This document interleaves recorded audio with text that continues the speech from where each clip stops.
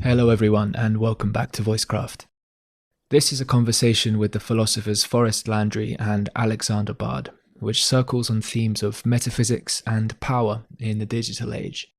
They've both been on the podcast previously, and both are deeply influential and relevant thinkers in an intellectual world that extends beyond academia, though the academy itself is sleeping on the contributions each have to make, I think it's fair to say. Rare minds, with an incredible amount to add to some of the most important discourses of our time, with overlapping interest in the fields of existential risk and visions of cultural transformation. They each have very different styles, and while sharing resonance of view in some domains, appear to differ in others, which makes for an interesting discussion.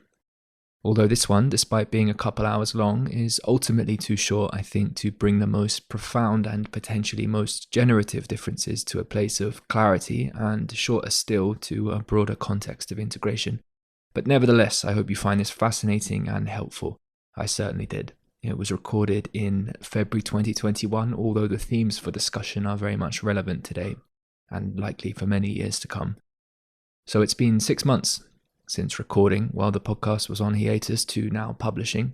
I was wondering at the time whether sharing it unlisted under the Wiser Pathways initiative could perhaps be more productive, but that distinct shamanic context for sharing artifacts and stoking intra and inter-community conversation is still congealing, and I feel that sharing this here may be broadly helpful to those with interests in these topics. I think barring some references nearer the end of the conversation, there's a lot here that's digestible for listeners not previously acquainted with either body of work. I'd love to share a bit more of my own thinking in relation to what follows, but perhaps that can come through later on. Thank you both to Alexander and Forrest. You can find links to their works and other pieces in the show notes, along with a full and edited transcript. Okay, I hope you enjoy. Here we go. And thank you very much to all the patrons for your continued support. It means a great deal. For those of you wishing to support the channel and the project more broadly, you can go to patreon.com/voicecraft. I would love to have a conversation with both of you actually solely about distribution. Forrest, you know a little bit more about what I'm thinking about this, given an email I sent a couple weeks ago in relation to a conversation we had with John. But it's definitely relevant to a discussion about what's going on at the moment with a sort of creep of censorship and the importance of building integrous networks. So it's definitely an interesting conversation to be had all on its own. But like so many of the conversations we could have, and in particular because both of your work and thinking is so broad, and so many unique ways of using terms with different styles and traditions behind them, you know, there's a certain sense in which proceeding from the attempt to come to clarity about some, I wouldn't say fundamentals, but at least some broad topic or theme that we can all bite into together might be the most helpful way of going about a conversation. But I'm also perfectly happy to sort of just sit here and say nothing and listen to whatever wants to emerge as well. So I'm not saying, hey, we have to have the conversation this way, but I do have, as I outlined in the email, sort of a way to potentially go about it, if that's of interest to you guys. I'm certainly open. I remember it had been suggested in the email conversations that we had been having to get a kind of overview and sort of just you had made an offer at one point to help me to understand your work. And I thought that was really generous, and I was like, actually, really, I'm interested to do that. I feel like we're both guilty of this terminology thing, and I know I need to learn your terminology. So, I'm basically available to whatever your interest is. How's that? Oh, you mean me? That same goes for me. Absolutely. Awesome. And it's kind of weird here because we're both considered white, privileged Western men or something. And we're talking about the fact that it's kind of hard to understand both of us because we use such different vocabularies here. But this is all due to the backgrounds we come from. And it just proves how fiendishly hard it is to communicate these days, especially when you got to do it on the levels where we work, which is like systemic thinking. Number one, people who have a talent for systemic thinking are incredibly rare. Number two, to think is one thing, to actually put it into practice is something entirely different. And number three, we also use very different languages. So for example, when I read Forrest the first time, it's just like, okay, who is this guy? Why does he write this way? And I kind of decided that, okay, imagine a really talented computer scientist who's kind of figured out that there's a future war between men and machine or something like that. And he's trying to make men understand how machines would actually think if they had language, which they probably will have sooner or later. And it turned out that he was kind of a Nietzschean ecologist in all of this as well, right? That's how I experienced Forrest when I read it. And I just took the time to understand it. The way to read is to not jump from one word to the next, thinking you're going to figure it out as you go along. You can do that with a newspaper article. You can do that with, just about anything these days, which is sort of meant for a mass market. But if you're going to dig really deep into, say, serious academic work, for example, or philosophical work in this case, you got to sit down word by word. And if there's a word you don't understand, go and figure it out. Get a damn dictionary and then try to interpret it from the context. Otherwise, you'll be lost in no time at all. But even decently intelligent people can read Forrest Landry or Bard and Söderqvist. The trick is, though, to understand the way to read it is to read it word by word by word. And then you will know that there's a certain vocabulary we use, the terms return, the concepts are repeated, and then you start getting it. There's no other way. I think Forrest agrees with me that we both make a very, very serious attempt before we publish anything to actually make it as pedagogical as it could be possible. But Söderqvist and I promised each other when we started writing 25 years ago to never compromise on the quality of our work. We do not make ourselves more accessible and thereby lose the content while we do it, because then there would be no point in us writing. There are so many pop versions of us anyway, so that's not something we're concerned with. Correct. Yeah, I'm with all that. I think the only addendum that I would put in is that in an effort to try to make it a little easier, I wrote somewhat holographically. So in effect, rather than expecting a person to go word by word, I figured that if they skipped parts and came back, as long as they read through multiple times. So there's a lot of forward linkages where the meaning of the terminology doesn't become clear until later, or until you see it in the context of multiple other usages. And so in that sense, I attempted to pick words that would be as close to the meanings needed as were available, and then to use that as a way to bootstrap understanding to deeper layers. So in that sense, if there's multiple passes made, then there's a continual refinement that's going on as people encounter the material. So that was essentially a methodological device that was put in particularly to communicate some of these ideas. Oh, I agree completely. And by the way, just having a dictionary next to a work of philosophy doesn't mean you're going to understand the work at all. But I just recommend people not to think that they can jump forward and somehow get it. Rather, like you said, reread it and reread it again. That's what I do with the masters to understand what they're doing. And that's what I do in my own thinking about the world we live in today. Otherwise, I wouldn't be a philosopher.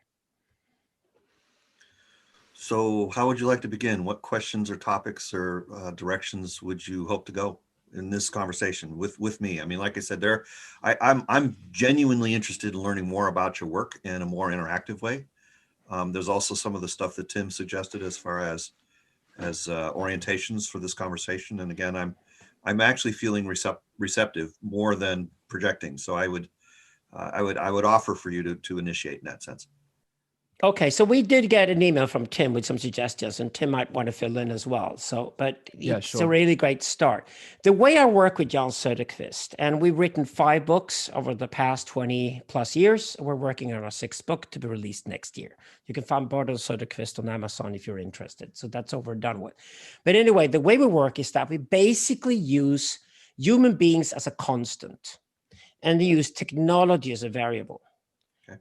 We started writing in the 1990s, having discovered that most of sort of continental philosophy, or the kind of philosophy we loved ourselves, wasn't concerned with the major, changes of the 20th century, which were like technology was taking over the world increasingly. And surely after August 6th, 1945, we had an historical date when we blew up an atomic bomb. It changed things forever. Now, if you want an event, that certainly was an event. There are also other events, for example, that we had the first cosmonaut in up in the sky who was showing us pictures of planet Earth being green and blue and beautiful in a very, very large, very, very cold universe. And these pictures are also now sort of ingrained in our minds as well. And that was also an event that shaped us in the 20th century. And the funny thing is that philosophers basically disregarded this, which is like, well, you also had cosmology. We discovered that wasn't just the Milky Way. There were billions of Milky Ways out there. And the Big Bang, probably a big bounce these days, it's also completely changed our worldview.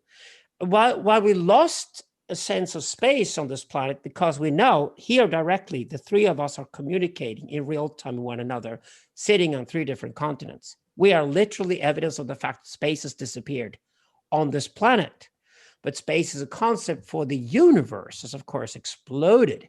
So all of these things have to be taken into context if you're going to do contemporary philosophy. And philosophers just wouldn't, because they would just go on with their sort of old academic themes and quote Heidegger 400 times or something like that, which I think is completely irrelevant since the internet is taking over the world. We're all getting connected with one another. Time becomes absolutely essential as space has disappeared in most of our lives. So the time axis is now more important than ever. And this on top of the fact that we have climate change and existential disaster about to happen. Now, all of these things need to be worked on. And I think that's where you and I agree, Forrest. And the way I did it with Jan, to put it very simple, is that since human beings do not change that much, they might have the desire to fuck people who are more brilliant than the previous generation, but they never do. Because when people get drunk or high, they fuck all the wrong people and they're just about as idiotic as they ever were. So human beings are the same, they're ants with pretensions, as I call them. So we had that for the last 10,000 years. A fat old lady sat down somewhere in Babylonia some 5,000 years ago, and she managed to fool some people into the idea that the permanent settlement would be a good idea. And they had enough harvesting of, grain or corn or whatever to make enough beer to actually believe it. And that's called civilization ever since. Now, humans haven't really changed. I'm a firm believer in the sociant, the idea that there was some 60 to 70,000 years where current hominoids, Homo sapiens, essentially were created the way we were, and we were shaped during that era. And we haven't had much time to adapt to anything in the past 5,000 years, which is exactly why we created the disaster we're moving towards. And so we can use human beings as a constant, but technology then becomes the variable. And technology is now operating at a dramatic change. The pace of change when it comes to technology is dramatic. Yes, technology gets stuck in certain areas. Peter Thiel is very happy to talk about it just because he doesn't get his, flying car or whatever he wanted. But when it comes to the actual things that really do matter, like what does it mean to be human when 8 billion people through the computers or smartphones are directly connected to one another at all times? And when I can joke with people these days and say that you think you can go offline? Have you heard of surveillance cameras and satellites? They're like everywhere. You're never offline, baby. You're all online because the satellites are now basically, there's this web around the planet interconnecting everything, including all machines and technologies too.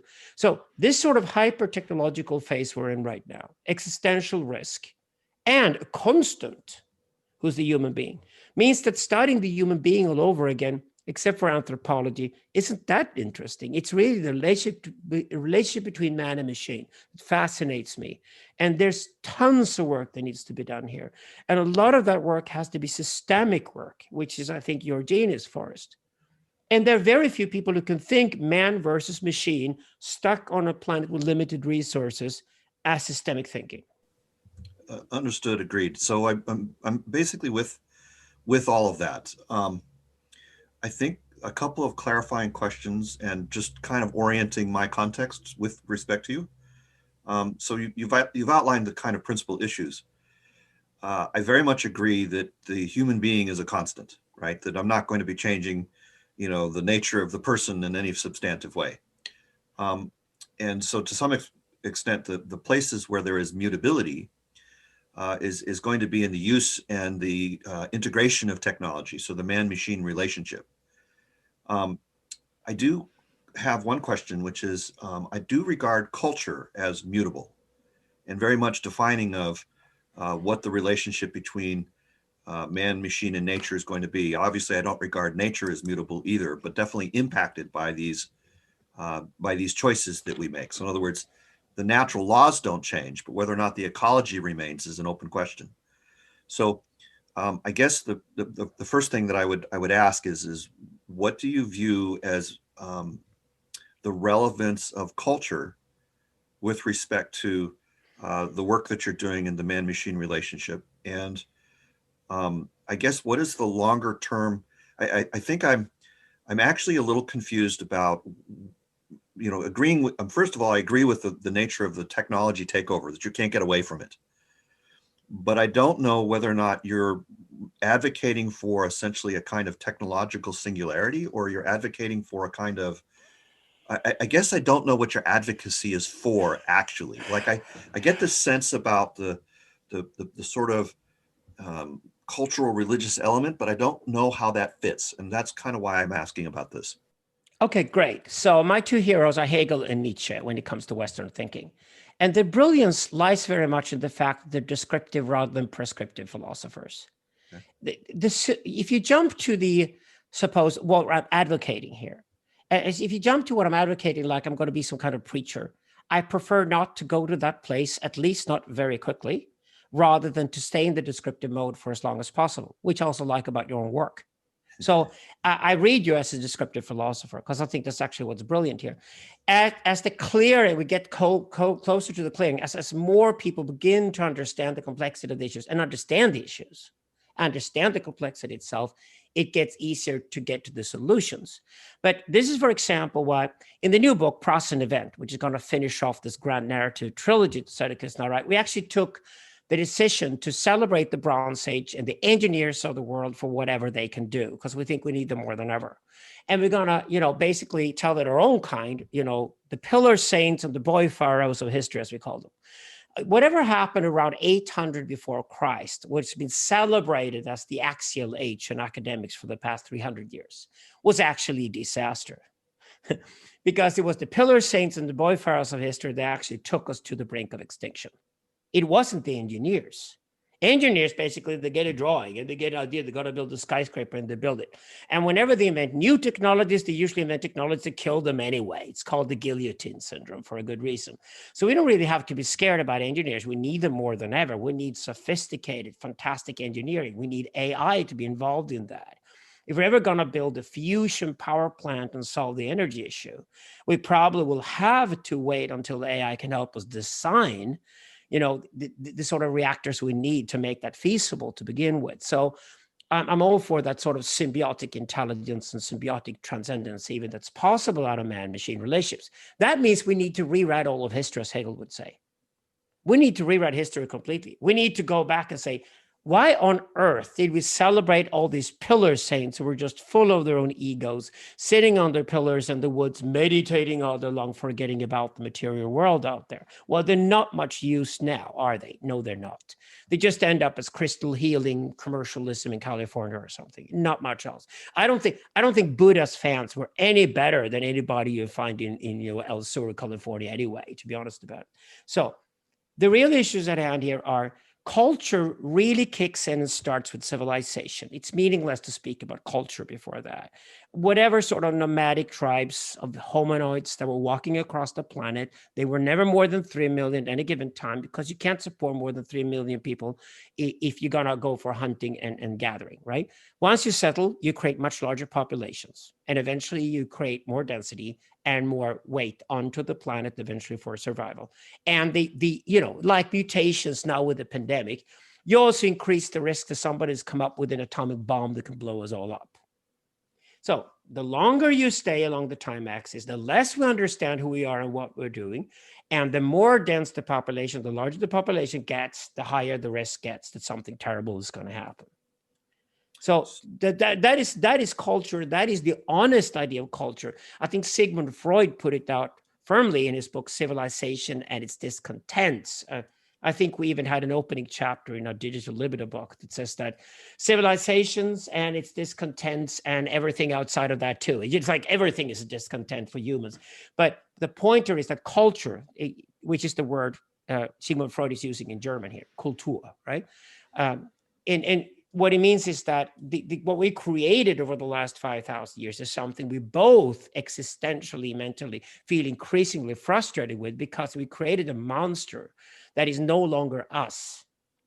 We created a monster, for example, that is so full of shortcuts and quick fixes that if you're 20 years old today and you don't like Wall Street, you start and occupy Wall Street, and the Wall Street guys know you'll be over in 3 days because your attention span is now so damn short that after 2 days, the Wall Street guys will come down to the street and greet you with an Instagram camera and sell you a fucking t-shirt that says I was there. I mean, these 20-year-olds, there's no way they'll be winners. That entire generation is lost already because we're going to lose them because we don't understand digital. And we don't understand what these technologies do to us. And we must get to a much bigger picture to understand the smaller phenomena within that picture. The desire is to even be like a satellite, as a philosopher, and look at the largest possible picture, to then be able to zoom in on the details, but also to be able to see the connections that other people do not see. Otherwise, how are you going to see even remotely the possibilities that could take us out of the current predicament? That would be impossible. So I'm going to I'm basically wanting to just, again, kind of create a comparison or sort of an orientation. So in other words, again, I'm partly in descriptive mode. I think your notion about descriptive and proscriptive is correct, and my work largely is descriptive, but it attains a certain effectiveness by being proscriptive and then finding out the implications of that proscriptiveness. Well, we should say you are a scientist and I'm not. So that's perfectly fine with me, because I expect engineers and computer scientists and others to be able to reach conclusions while I'm just trying to get the biggest possible picture and then provide it. So okay, I think that's perfect. There's a difference between us that actually we could play with here. That's very, very creative. That comment helps a lot, because it does sort of articulate, and it gives me a sense of understanding why I was misunderstanding you. So again, to try to create correspondences between our work, because I believe that's useful. Again, it's sort of a language exercise at this point. But first of all, I really love the articulation that you gave to the flaw of the axial age, I think is maybe a way to put that. And so, going back to the notion of really understanding the human condition, like if you treat the human being as immutable, at one point you basically said, well, since it's immutable, let's ignore that. But I think I've gone the opposite way there. Part of what I've been attempting to do is to, by understanding the human condition, understand what the fuck up of the axial age really is. So in other words, the boy pharaohs, I'm just going to basically say the sociopathy of the age, right? If you look at and you apply DSM-5 criteria to religious figures and deity manifestations and such like that, you end up with a whole panoply of diagnosis potentials that actually aren't very complementary. And so, and I'm sure you can unpack that coded language at leisure and find all sorts of interesting things to riff on. I will certainly credit you for the sociopathy of the axial age. Just let's start there. I agree with you completely. Hey, remember this thing. And whenever we have abundance in human history, that's when idiocy starts, right? Because we can afford to let the idiots live. But the problem with that, the idiots will be rampantly everywhere, and they will compensate for the fact that they're idiots. And they will be pompous about it and pretentious about it. I'm not a big fan of either Christianity nor Islam, but I'm not a big fan of pop. I'm not a big fan of things that get popular, because they're usually popular because they flatter people, right? We don't need to reiterate those points. I get it. I really do. Yeah. And furthermore, I'm with you on all that. So, I don't necessarily have an intention to go off pissing a lot of people off, so I don't mention it very much. But there's definitely a sense here, though, that if you factor in the evolutionary systemic process.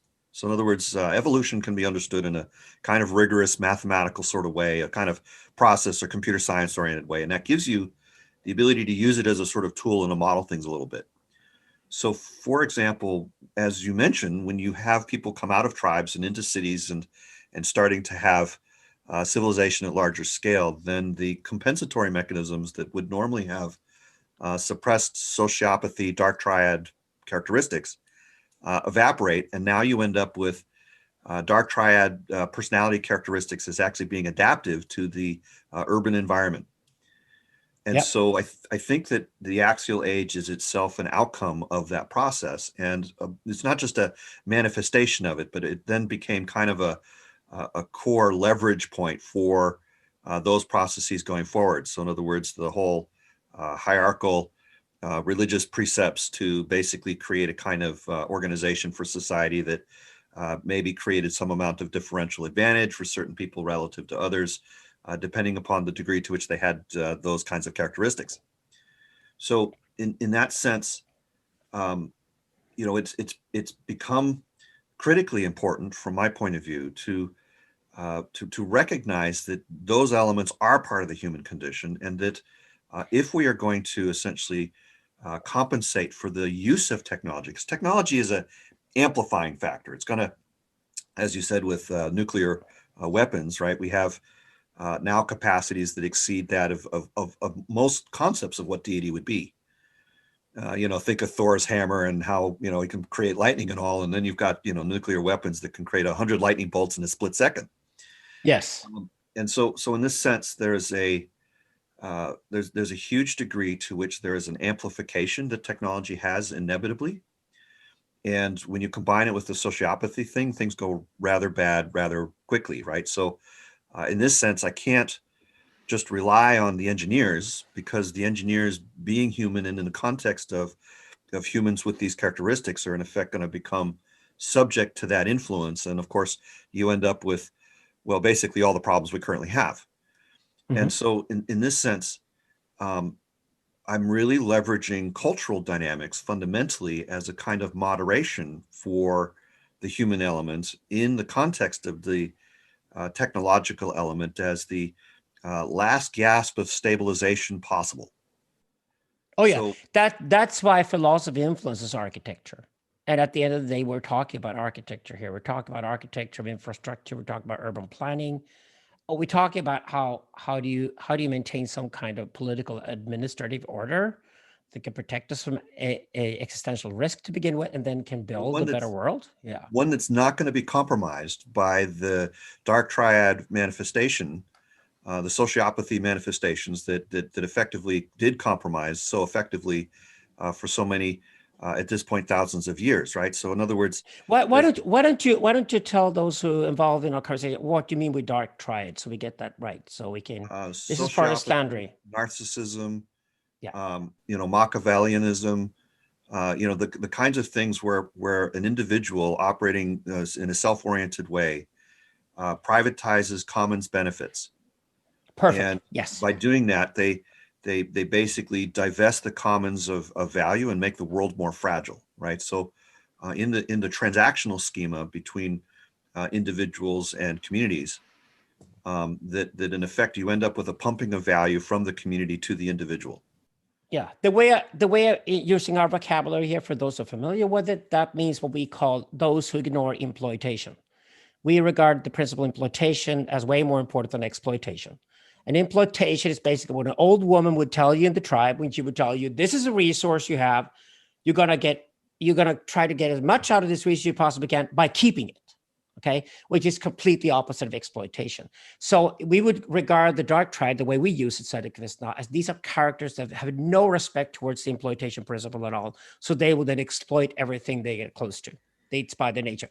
Minds, resources, whatever. They couldn't care less. That's the problem with the dark triad personality types. Understood and agreed. So, yes.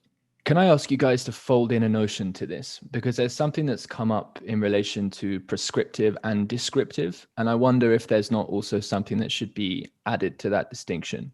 And that's the notion of invitation. Philosophy is invitation.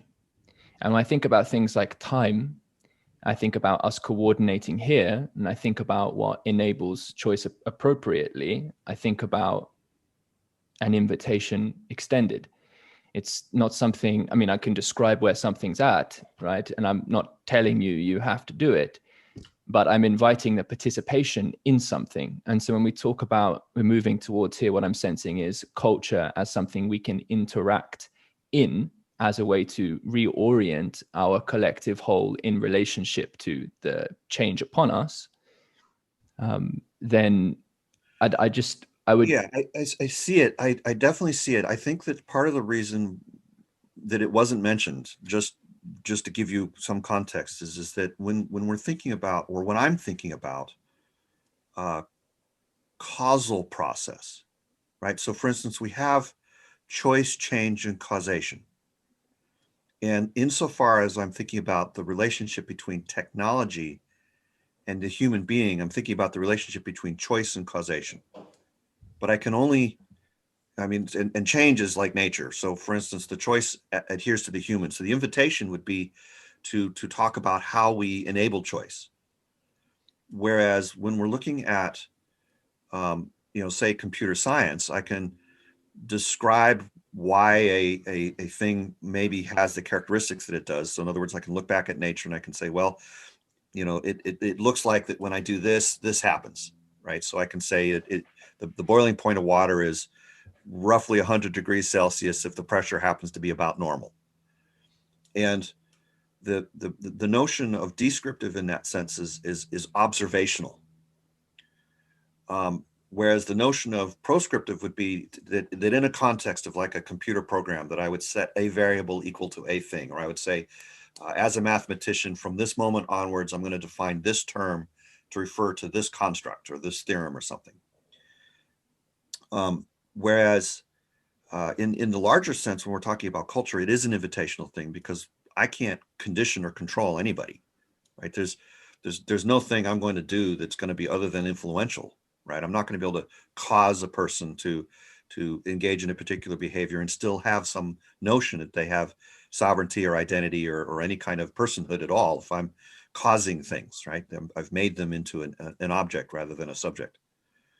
So in that sense, what I'm very much interested in to do is to say, okay, yes, we can regard invitation as a kind of recognition of others' choice. And that if I'm being proscriptive, I'm being proscriptive in the sense of finite things, not people. So for instance, proscriptive in the sense of trying to conditionalize what a machine can do, but not necessarily what a person can do, because that's obviously not the case. There's another level, which is, I think, somewhat relevant too, which is that, when we're looking at, say, space and time, I mean, he made the point very clearly, I think, that our notions of space have changed enormously in the last few hundred years. And it's become collapsed, and that it's become much more relevant to think about time. But to me, there's a third element to that, which is the notion of potentiality, right? We have actuality, and there is potentiality, which is what could happen. So in the same way, we can think about matter in space as a kind of content-context relationship, right? We have things in the universe.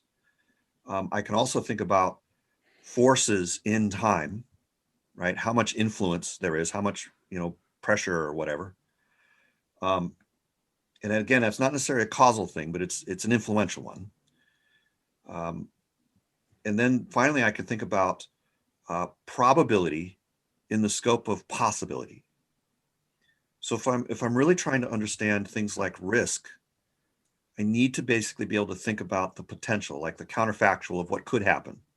How likely is an existential risk versus how impactful it would be if it happened.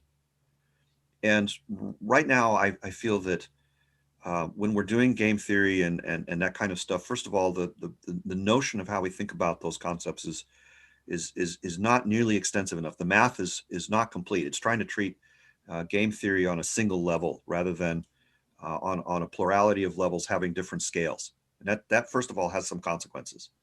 Secondly, there's a real notion here that you can't do statistics on the kinds of things which we would consider to be existential risks, right?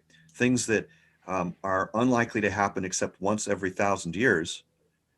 And are basically not occurring very often, are not repeatable enough to be subject to the kind of epistemic techniques that we would use with the scientific method, right? Science requires it to be both observable and repeatable. Well, existential risk as a thing that has such a huge impact is more towards the creation side of the world. It's not so much, I mean, it has an existential impact, but it basically is so much change so fast and so infrequently that it's neither observable nor repeatable, right? It happens differently every time. And it doesn't happen very often. And so the repeatability is effectively nil as far as our observational techniques are concerned. So in this particular sense, having a really good notion of the potentiality of things is what, connecting back to your notion of invitation, right? What do I invite? What risks do I invite into my current context in terms of how I'm, discussing things or what kind of technologies I create?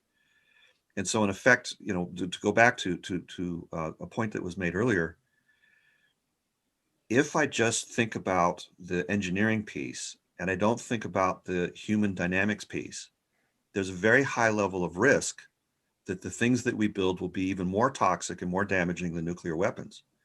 And this is particularly the case when thinking about things like artificial intelligence. At this point, there are actually strong form proofs that we cannot expect and very much should not expect that artificial intelligence would actually be cooperative with any of our interests. That won't actually be of benefit to humankind, no matter how Pollyanna our beliefs about that may be. How much people may think that they have commercial interest to go in those particular directions. It is a for sure foregone conclusion that it will not work out the way they expect, not in the long term. And this is such a critical point because, in the balance between descriptive and proscriptive, it becomes possible to know this. And therefore, it becomes possible to make some assessments about the values that we would want to have with respect to what we invite in terms of human potentialities and technological potentialities. In a somewhat esoteric circle, there's this statement, do not invoke what you cannot banish. And in this particular case, I'm basically, as a philosopher who has walked the balance between invitation, as a technologist, I've built things, I've invited stuff into the world, so to speak. And I obviously, as an engineer, I think about proscriptive and descriptive quite a bit. And so in effect, there's a real recognition here that without having a clear understanding of the balance between those three, we could very easily end up inviting things because those boy pharaohs not thinking long term end up basically telling the engineers to build something that is absolutely dangerous. And now at this particular point, I think we have the tools to really understand and make better choices about this, and that it's critically important that we do so. And that the only way we're really going to be able to do that is understand the human condition well enough to be able to teach these concepts without getting hung up in the terminology, which I think we both understand as being very relevant. So I guess that would kind of be the way in which I'd sort of sum up.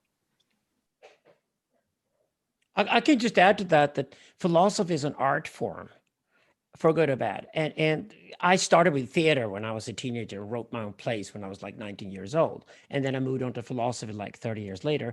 But it's like, I'm not going to write a banal book that says you should do this and this and this and this. Jordan Peterson could do it, but then he's just about making your bed and fixing your marriage or whatever. These are much bigger issues we're talking about here. So you can't do that. So when I said pedagogical, that's what I meant inviting. It's just like you work as hard as you possibly can. We spend a lot of time and work with this to try to be as accessible as possible because accessibility it's inviting in itself. But then when you create a platform by being descriptive, and we mean everything that ever happened in history up until now is resource material. Whatever we can use, if it fits into the narrative, certainly will be there to describe the bigger overall picture, that invite people to see, like, it's more like, wow, that's how complex the world is, right? Okay. Then people can sort of start moving around on that floor we've created as philosophers and start to create things. And this is why I'm celebrating engineers here in response to Forrest is basically as a dialectical response to the enormous, focus on academics and philosophers and sociologists and whatever you like. It's like I'm killing my own breed here. But I think after the last 3,000 years especially, we can look back and say it's actually when we built stuff and knew what we were planning to do when we built them. For example, we built cities between rivers so that rivers would not go to war with each other any longer, but actually create peace in between. Meaning we built a big temple.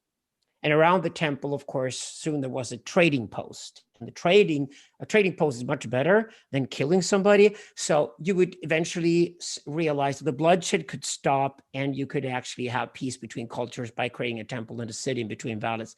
And after a while, we realized that these cities were sort of places also for some people to control others from, and then became nation states and things. But if you look at history that way, we can use all of that material. And knowing we're artists, it's a bit like I'm not going to write a play if I work with theater to tell people what to think. I'm going to write a play basically telling that this is actually how complex and fantastic the world is, and then inspire them. That's the invitation to do something with it. I don't believe in dystopias, for example. I think historically we've proven again and again that dystopianism doesn't work. It's understandable. One of my fellow natives, Greta Thunberg, is probably the most famous dystopian ever by now. But at the end of the day, that's not going to work. I don't think utopianism works either. And thus we talk about protopianism in our work. We talk about something where you optimize different systems. And obviously one of those systems has to be the planet itself, which has to be the basic system of them all.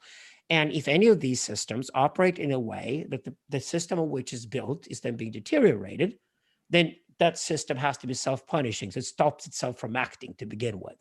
Now, that could possibly be implemented in AI, for example, but we'll see as we go down the road.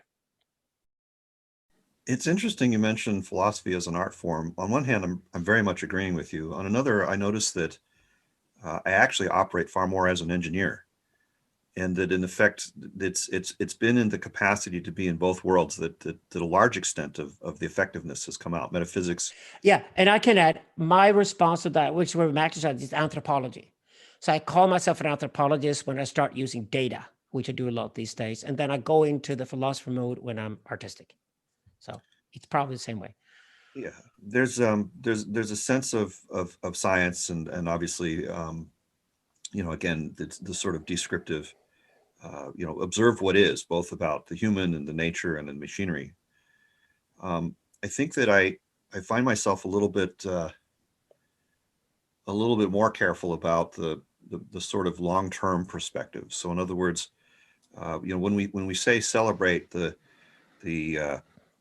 engineering, or we celebrate the specific art, or we go and we promote these particular things, this is a little bit where we get back into axiology, and so. And I mean that in a sense of values, not in a sense of the boy kings.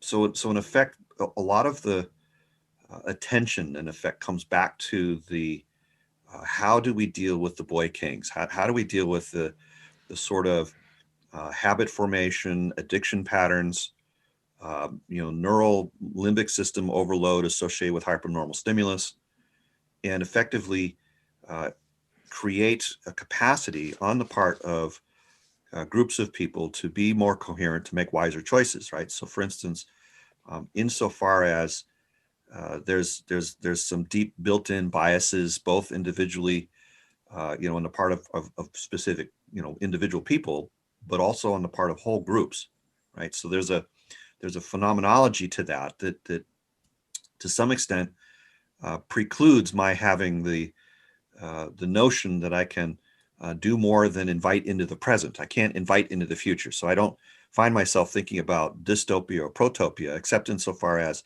risk analysis is concerned.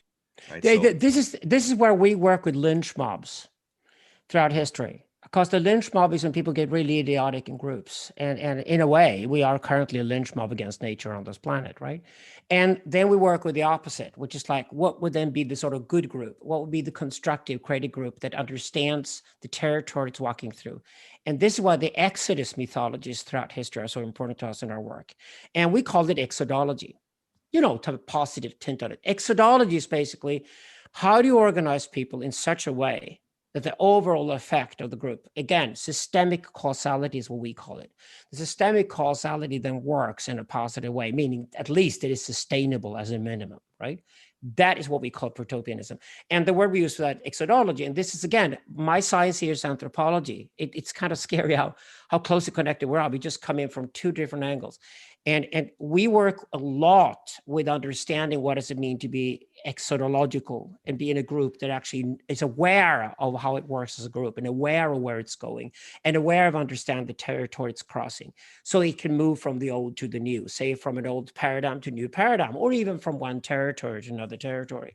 But the opposite of that is lynch mobs. And this is exactly why our work also touches the political today so much, with a lot of the stupidities that are going on at the moment with these lynch mobs going after one another. I've written about the alt-left and the alt-right now for years, and warned people that they could be a problem, and they could take the attention away from the far more serious systemic problems we have, to the extent that actually systemic problems will occur. The disaster will happen. And I think that's important. It's really, really important to look at how systems operate, how human systems operate. We work with concepts like old classic concepts like empires, nations, cities, anything larger than tribe, because usually when we live in a tribe, we actually work. It seems to work. Tribes have survived for hundreds of thousands of years. These other constructs, social constructs, are very recent in history. And we still have no idea what they are. We still assume that an empire like China or America at the moment is a good thing in itself, when it turns out at least the most wealthy people on the planet seem to prefer Singapore, probably for a good reason, right? So, yeah, absolutely. And again, where data has to be used, number one, in what we call the sensocratic way, like you have sensors everywhere measuring everything, is obviously to understand the direct causalities and the effects we have as human beings on what we do. I guess this is probably where some of my questions come to bear, and this is, first of all, I love the sort of way that you're describing protopianism here. Exodology, in the sense of leaving something, confused me a bit, but I get the sense now the way you're describing. Paradigm shift, for example, the people who first get out of the old paradigm and moving to the new paradigm, whoever the winners are with the current shift to digital, they're obviously ahead of everybody else, and at best the other guys can sort of mimic them, and that's what we call exodologists. We historically get it right. Understood. So in this sense, when we're looking at the systemic understanding of the causal dynamics, and I love that you're comparing that to lynch mobs, which is also something I think about, right? It's the unconscious reactiveness versus the sort of conscious, to some extent anticipatory, but really clear about, where are we trying to go, in the sense of, what are our values? How do we integrate the human and the natural and the machine worlds, essentially? So in a sense, the notion of focus feels to me, the way you're describing it, right on. It's like we're clearly aligned here. I haven't done, obviously, very much in the space of trying to connect it back to notions like empire or nation states or conventional ways of thinking or modeling in that particular space. I've since narrowed my focus quite a bit, but I'm looking at these same issues, but in a much more specific sense of, how does that group actually operate? Because if we are, unconscious as to our own nature going into that particular group, we take the sociopathy with us, and even though, some people and maybe the entire group understands the causal dynamics of the world and of the machine well, and by world I'm referring to the natural world largely, but the idea here is that if we don't have the anthropological knowledge built in a way that is itself not just causally reified, I want to go more than that, but at least that, because otherwise you still end up with new formation of boy pharaohs in the new context, and that of course just means that we've taken the worst parts of ourselves with us into the new realm. And so in effect, I'm curious to know, to what extent has that particular dynamic and issue been integrated into your thinking, And what sort of compensatory things have you proposed as a way of compensating for that? Well, one of the reasons I'm interested in a concept like empire is that there are some empires that were highly successful, at least they lasted for a long time, and there were others that imploded in bloodshed pretty quickly. And it turns out that for an imperial structure, and technology today is imperial. We wrote a book called The Global Empire in 2003. Of course, that title was misunderstood. We knew it would be. And so do you when you write your books too. But anyway, the global empire is basically the result of the internet protocol. It's just that technology itself will operate on an imperial global level because technology has no interest in borders. Borders are incredibly human things, right? So, but human beings, though, as a reaction to that, has gone even more tribal. We go into smaller and smaller groups, which is exactly what's not going to solve our problems. So you need to kind of figure out what kind of systems are there historically that you could promote and say, well, maybe you should look here, not there. And it turns out that during antiquity, Persia managed to create empires that held for about 2,200 years because they were built on certain values. One of the values the Persians built their first empire, the Achaemenid Empire, was that we should not boil the children of our enemies in oil when we conquer their city. We should rather shock them by kissing the feet of their god and invite the king who we just won over and ask him to stay in power to be a local chief in the place we just conquered. And thereby they created the first empires on earth that actually stayed for thousands of years. And most of our concepts today, I think the West start with Persia, by the way. It's not a Greek thing or anything like that at all. The West is essentially the Middle East. And then the Middle East got a little annexation called Europe. And Europe got some cannon boats and a printing press 40 years ago and went absolutely mad and then almost destroyed the planet in the process. But that's what Europe is. Europe is like a tiny little bit of the Middle East. It's nothing else, right? So the Middle East is the West. India and China is the East historically. And it turns out when you look at it that way, the Persian Empire was highly successful. And there was a major mistake at the end of the Bronze Age, which more or less caused probably the end of the Bronze Age. And that's when the Egyptians started mimicking the Persians and invented the Egyptian Empire. Now, there's a problem if you have only one river rather than two. Another term for Egypt that one of my assistants, Peter Towson, called it Monopotamia, which is very clever. It's understanding that a culture owns one river. Well, of course, think we should only have one pharaoh, and he should both be the priest and the chieftain of the king or whatever, everything in one. And he should worship God, and then everybody should worship him. Now, that lasted for 6 years, and it was horrible. It was basically Pol Pot's Cambodia during antiquity. Thankfully, it fell apart, just like Adolf Hitler's Nazi Germany did. But the problem with these guys, with these boy pharaohs, is that they do pop up in history and they cause enormous havoc. Hitler was responsible for almost 100 million people who died in Europe. Thankfully, he stopped the Europeans from thinking so highly of themselves, at least. But, the thing is that, okay, so you got a system here that lasts over 2,200 years, and you have another system that lasts over 6 years. And because we are now philosophically, both you and I, we have to respond to the communist Chinese dream, which is the only clearly defined dream for the internet age, where they put a boy pharaoh called Xi Jinping at the top. And all data the Chinese can get their hands on will go to the central Chinese communist computer. That's the conditions for working with tech in Shanghai. Believe me, I've worked there, so I know that.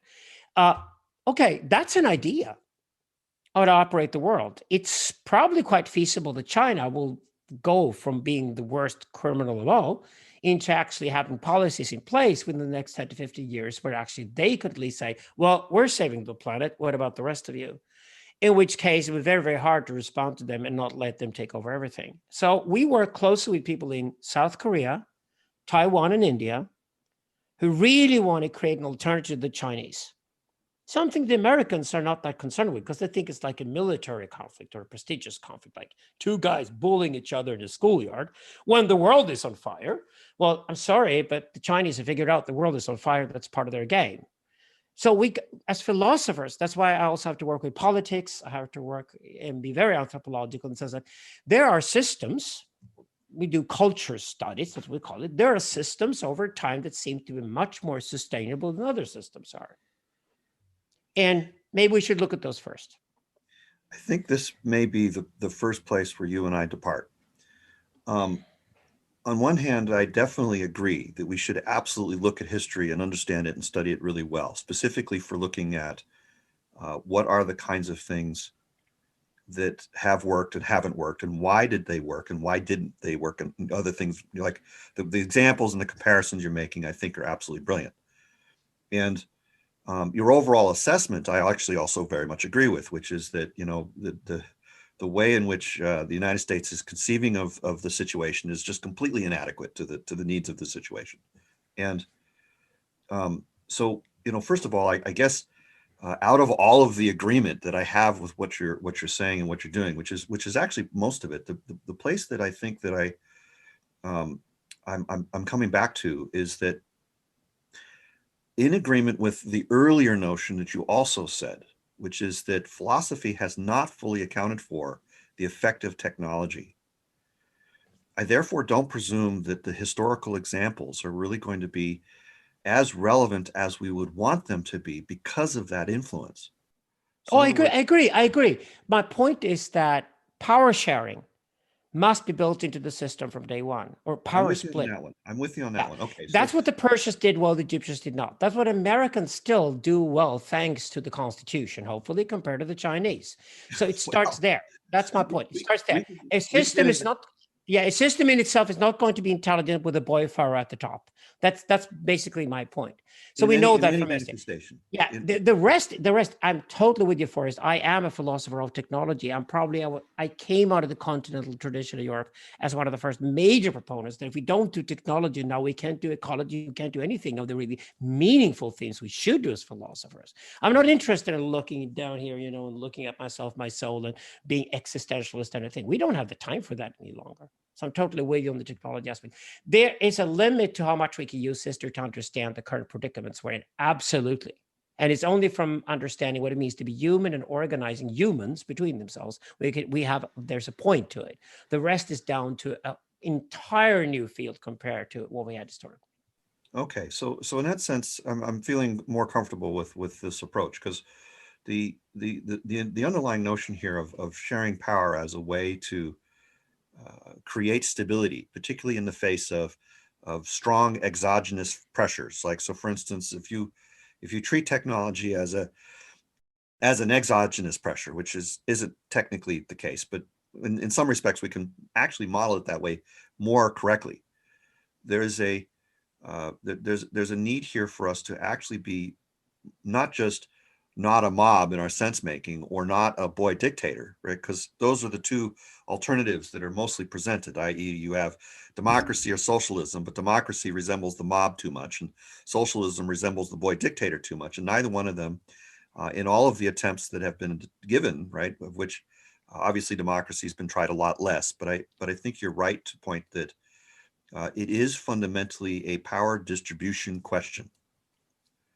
And more specifically, that it is particularly and principally about not just that the power is distributed, but that effectively it is and I go back to a democratic way of thinking about this, to say of the people, by the people, for the people, but not as a mob and not as some sort of hierarchical power structure, because those would be the two presented options. But to go back to something like what Tristan Harris would say, what's not on the menu? We're not on the menu yet, right? So this notion of a third option, which has some of the characteristics of distributed, decentralized power and authority, and it doesn't devolve into either a kind of hierarchical system with a implicit petty dictator, and even though it might not necessarily be explicit, this goes back to the tyranny of structurelessness. If you've read that article, so in effect, it's kind of like wanting to account for the deep psychology or the deep anthropology well enough to have pre-compensated for the dynamics that would otherwise centralize power, particularly because technology itself is inherently a centralization force, right? You've mentioned, as you said earlier, it does not honor borders. It will effectively become a kind of centralized tyranny of sorts. I mean, you mentioned that in your empire concept. Yeah, the earlier. global empire. That's what the book is called. That's exactly what it says. Yes. So in effect, the notion is that the exogenous pressure of technology is inherently centralizing, and that centralization is inherently problematic. So in effect, it's dealing with that issue fundamentally when we have a kind of unconsciousness of our own nature that some of us would prefer centralization, when most of us would know that that's not a good thing. And so that's kind of the crux of a lot of the issues, or a lot of the dynamics, is understanding specifically how to deal with that. Guys. Yeah, and it's become it become a lot easier because of the Facebook crisis and everything. At least these were very marginal ideas that you and I had with some hackers maybe 5 years ago, but they're becoming really mainstream today. So that's a good idea. Decentralization is now a term everywhere. So that's a good thing. Yeah, you, Tim, you had something. Yeah. So really enjoying this discussion. Looks like we're just about coming to a more explicit response to some of those orienting questions. Perhaps not so consciously. I'm not sure if that was intended, but those questions, and I'm just going to read them out because I think it was part of the framing of coming in, and it will be interesting for listeners. And I'm not saying we should divert the conversation that way, and I want to make some connections just after the fact, but I think it'll be helpful for this artifact. So the first question was, what are the fundamental dynamics of power in our emerging digital age? And we've begun to lay some of the context to respond to that question. And the second question was, in the context of an emerging network of networks, what are the opportunities and risks we face as participants and hopeful contributions and hopeful contributors to culture? So let me just make a couple connections here. There was one theme that was coming through. We've mentioned narcissism in relation to the sociopathy of the axial age, and the connection between now narcissism and centralization, I think, is interesting from a psychological and now technological perspective, in the sense that Forrest is outlining its tending towards function. But I'd actually like to step back and, if possible, ask you each, as briefly as possible, though it might not be possible, to actually offer a definition of culture. And just before I do that, I'd like to also put forward the case that there was something, Alexander, you said at the beginning, which was a link between culture and civilization, and that before there were civilizations, and here you're referencing the sort of Bronze Age, I imagine, which sort of roughly 5,000, a little bit before.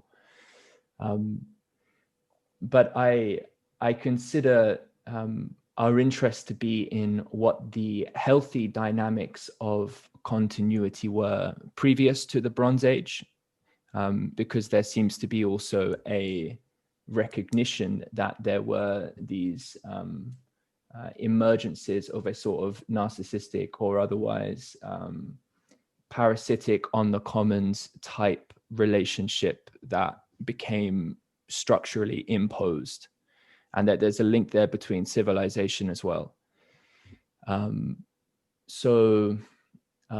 It would look to me that that there's something in the essence of culture which we ought to consider as stemming from further back. And I also am curious to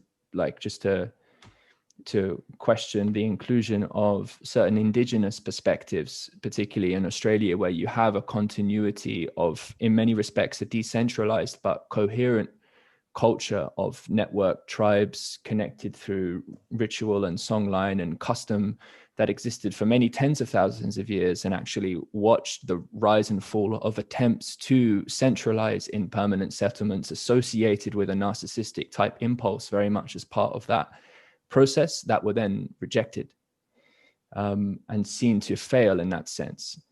So I feel like there's something in there that's been a little bit missing from the cauldron of what we've established so far. But as for my piece, I'm finished here, and just if possible to ask you each, and Alexander might have a little bit more to respond to here, as I mentioned him perhaps more in particular. But could we see if we could define what we mean by culture? This would help bring clarity, at least for me, as maybe then we look towards understanding the fundamental dynamics of power in our digital age for the purpose of the kind of balance we're looking for in this healthy protopian kind of sense. So perhaps, Forrest, it looked like you were there keen to say something. To go first? Well, I was thinking, I think I can do the culture thing pretty compactly. I get the sense, Alexander, that you would probably want to spend some real time on this. Yeah, I can explain how we work with tribal mapping, because we do as anthropologists. So everywhere works like Australia. You don't need to worry, Tim. Everywhere works like Australia. But we can go back to that. But yeah, why don't you define that first, if you'd like to? Well, Culture and civilization are the same thing in most languages. To German, it would not make sense to speak about anything else, because the word for civilization in German is Kultur. So it is the same word. So I treat these terms in a somewhat technical way, and there's a number of overlapping specifics, but if I'm thinking about civilization, I'm thinking about essentially two fundamental capacities. One, the communicative capacity of how are we civil with one another, right? So not all interactions have to involve weapons. Essentially, you can talk to somebody and you can engage in trade and so on. The other capacity is the capacity to be in cities. And so when we saw the book Sand Talk that came up, they basically made the point that cities just aren't stable, right? You're thinking about the continuity notion, and so the book basically rejects the notion of civilization because it depends upon the notion of city. It didn't mention civility very much, but that's sort of written in there with the narcissism piece that was mentioned. And when we think about the dynamic of city, and we're trying to say, okay, well, what is it that's needed to stabilize city? Well, we need to stabilize it ecologically. We need to stabilize it energetically, in the sense of power flows, not political power, but literally things like food, right? Whether there's enough, food and water and so on to just keep the population alive, electricity and things like that. And then finally, whether it is socially stable. So when I start talking about socially stable, we're starting to talk about power and culture dynamics. But because the notion of city was invoked as part of the notion of civilization as a fundamental concept, then we need to actually pull in the full architecture of what that is, which basically has, as I think about it, three particular levels. You have what would be the notion of economics or finance, how the people in the city interact with one another, how they trade power, social power, political power, how the governance works, all of that sort of stuff. Then underneath that, you have infrastructure. So roads, buildings, power grids, water distribution, sewer management, transportation, all that sort of stuff. And then underneath that, you have culture, which would be the value systems, the artistic elements, the languages that are used, the idioms, the narratives, all of the specific ways in which people hold identity and think about themselves as groups and stuff like that. So roughly speaking, these three notions of group choice making in the sense of governance, politics, and economics, finance, and all that sort of stuff, how money moves, the notion of infrastructure, and the notion of what we're calling culture here are distinct and separable and non-interchangeable. And there's a dependency relationship that the culture comes first.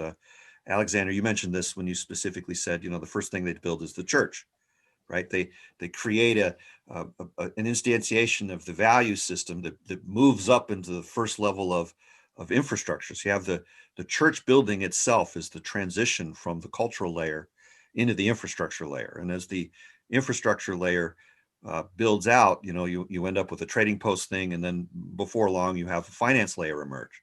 So there's a clear dependency between the layering here. And so, when philosophers and more particularly people in the larger world, obviously Alexander has not made this particular mistake, but I see it made a lot, is that people propose financial instruments, Bitcoin and things like that, as a remediation of world problems. And it's like, well, yeah, that's nice because you're thinking about it at all, but you're thinking about it at the level of finance and governance, and you're not thinking about it at the level of infrastructure, except maybe to think about trustless systems. But you certainly haven't gotten down to the level where things are really happening, which is at the level of culture. And without understanding the sort of anthropology of culture, which I think Alexander has actually done really well, you really don't know how to think about architecture. You don't know how to think about infrastructure. You don't know how to think about engineering, because the engineering is going to result as a result of human beings, engineers, and the social influences that they are experiencing.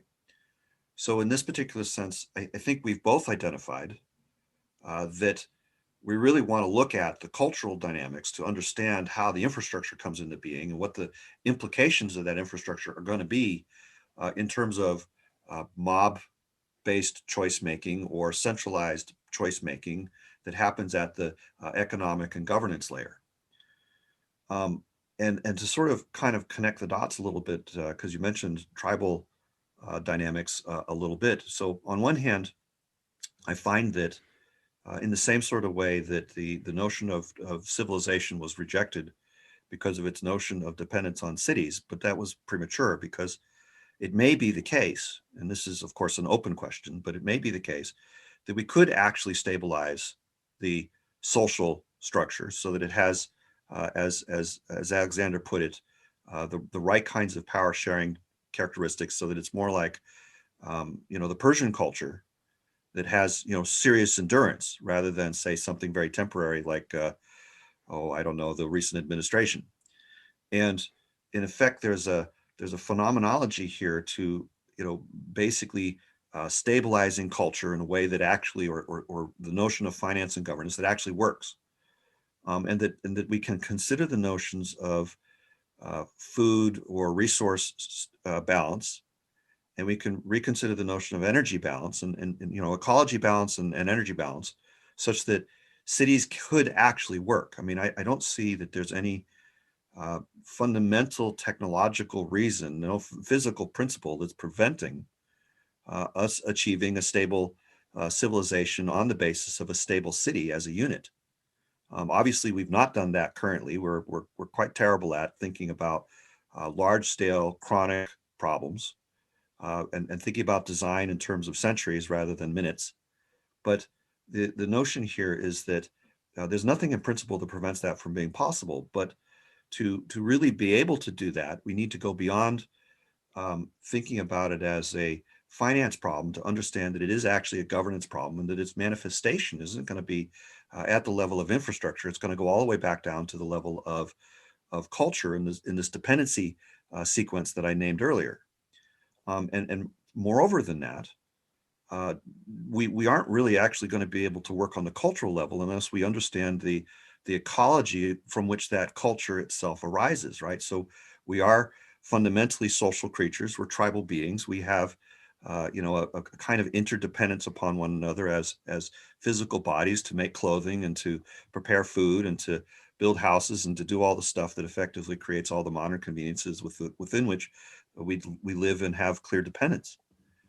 So in this sense, there's a sort of reconciliation that is needed in the sense of having a clear understanding of the dynamics of nature and how it manifests in the evolutionary model of the human being that we currently are. And so in effect, by understanding the social dynamics of that and the anthropological dynamics of that, we could actually have influence on culture such that we do stabilize city and civilization. So in this particular sense, I do distinguish between civilization, city, and civility. I recognize culture as being very much about the nature of communicative process, i.e. what the civility is. But in order to get that to work well, we really need to understand nature well from a kind of biological and psychological and anthropological perspective.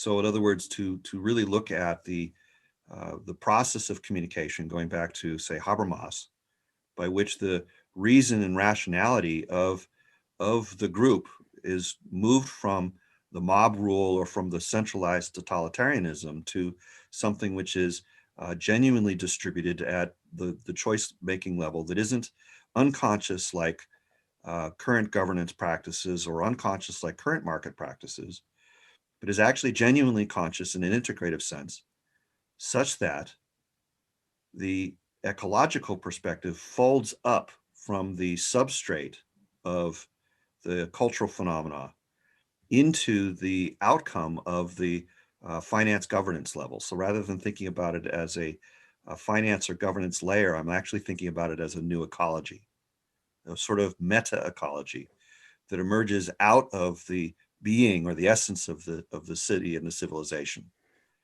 And so in effect, part of the reason why we as a species have not been effective at doing this sort of work previously is because, quite frankly, we haven't really understood the notion of choice. We've gotten really good at understanding the notion of causation. We have had the Enlightenment, quote unquote, and the sort of industrial revolution and the use of mathematics and technology and science to understand the world in a purely causal way. But all of those objective, outwardly focused things haven't prepared us for understanding our own true nature. And religion hasn't done that either, because religion is no more better at understanding the nature of the subjective and the nature of choice and the fundamental senses of which I'm referring, that go back to things like what is the essential human condition in the sense of cells, tissues, and organs. You know, if we're looking at trying to understand why people behave the way that they do, sure, we could talk about it in terms of divine emanation, but I think to some extent we really need to understand it in terms of things like neurochemistry and, you know, has a person been exposed to trauma? Have they been exposed to essentially the right sort of nutrients so that they're not feeling anxiety because they're missing something in their body that is required for them to feel comfortable in their skin? So in this particular sense, I think that to a large extent, there is an entire field of study that has barely been touched on that is absolutely essential for the continuance of the species, because we haven't at this particular point really gotten that good at communicating. And so in effect, this exercise of Alexander and myself sitting together is an exercise in communication, because we're in a sense comparing notes. I'm learning from what he's explored and feeling validation because he's found that the things that I think are important are actually important. And I feel that there's a very good likelihood that I've just had an influence on him and his thinking as well in saying all of this. Yeah, I agree. The tribal mapping project that Söderqvist and I took was that we took our team around the world to different climate zones, the Arctic, the jungles, everywhere, and studied the 17 different tribal communities that still are around. It's like, this is like the last opportunity we have in history to study tribes that are not completely, you know, in the jeans and t-shirt and Wi-Fi mode. So it turns out that they were very similar. And then we just compare the data with contemporary human beings. We actually use data from millions of people. It turns out that people, without knowing it subconsciously, are behaving exactly the same way. So when people feel safe and at home and creative and at their best, it's usually when they're at their most tribal. This proved that, you know, the best evidence you could ever have against racism, for example. You could just get that out of the way to begin with, because we were the same species until at least 30,000 years ago, then split over a few continents, and a few trade routes and things made us mix still. And that's humans. That's what humans are. In the tribal mapping project, it was very clear that if you're 19 years old and you're fully yourself, there's very likely after a rite of passage that an old woman will come up to you and smack you in the face and tell you you're nothing without her. So narcissism is not a problem in a tribe. You know, in Africa, they give them a boga, the young guys, just to get them into shape. So they bend down and then start serving the tribe, which is what human beings ultimately want to do. We want to be contributive to some kind of tribal community. That's fundamentally human. That's why I'm against individualism. I think it was a terrible mistake to follow Descartes in the 17th century. I think many of the mistakes he made was a bad religion called individualism, and it came out of another pop religion called Christianity. I don't agree with Forrest that we could just throw religion out the door, because there are actually better alternatives, but the better alternatives were the ones we mostly ignored the last 3,000 years, but they're out there. We can go into them and find that. I'm not throwing religion out at all. I no. use religion in the sense that I think you are, which is how groups of people come together and integrate. So the sense that you're using it, I'm with you. Yes, that's the case, exactly. How it's narratives again. It's a narrative about the tribe itself, and those narratives are pathic, they're logical, and they're mythical, but in different ways. But it's all about priests essentially have been trained forever, at least since civilization was born, to try to create narratives that make people don't kill each other. See, can we prevent the war at least another week or so, and maybe have a festival or something? That's what priests have always tried to do, at least when they're good at it. And that's what religion essentially is as well, when different religions clash or different tribes clash. So we're comfortable with the smaller formats. Narcissism is not a problem in tribal community. So when does it become a problem? It becomes a problem with permanent settlement. We get written language, and because we get written language, we can store information on a level we never did before, and we can learn from previous generations' mistakes, so we don't have to make those mistakes again. And this is Zoroastrianism. This is Zoroaster 3,700 years ago, the first one of the prophets, who basically declared that the son could actually create a world that's better than the father. Now, Forrest might not agree with me and with Zoroaster, but that's at least an idea. And it's the only new idea ever, because the idea before that was just that everything returns to the same. It's called Hinduism still today. It's called nomadology in our work. Nomadology is essentially the religion of the nomadic tribe. Everything is always the same. You're born and you live and you die. Somebody's born, you live and you die, and it's recycled, and you can reincarnate it or whatever. You don't care.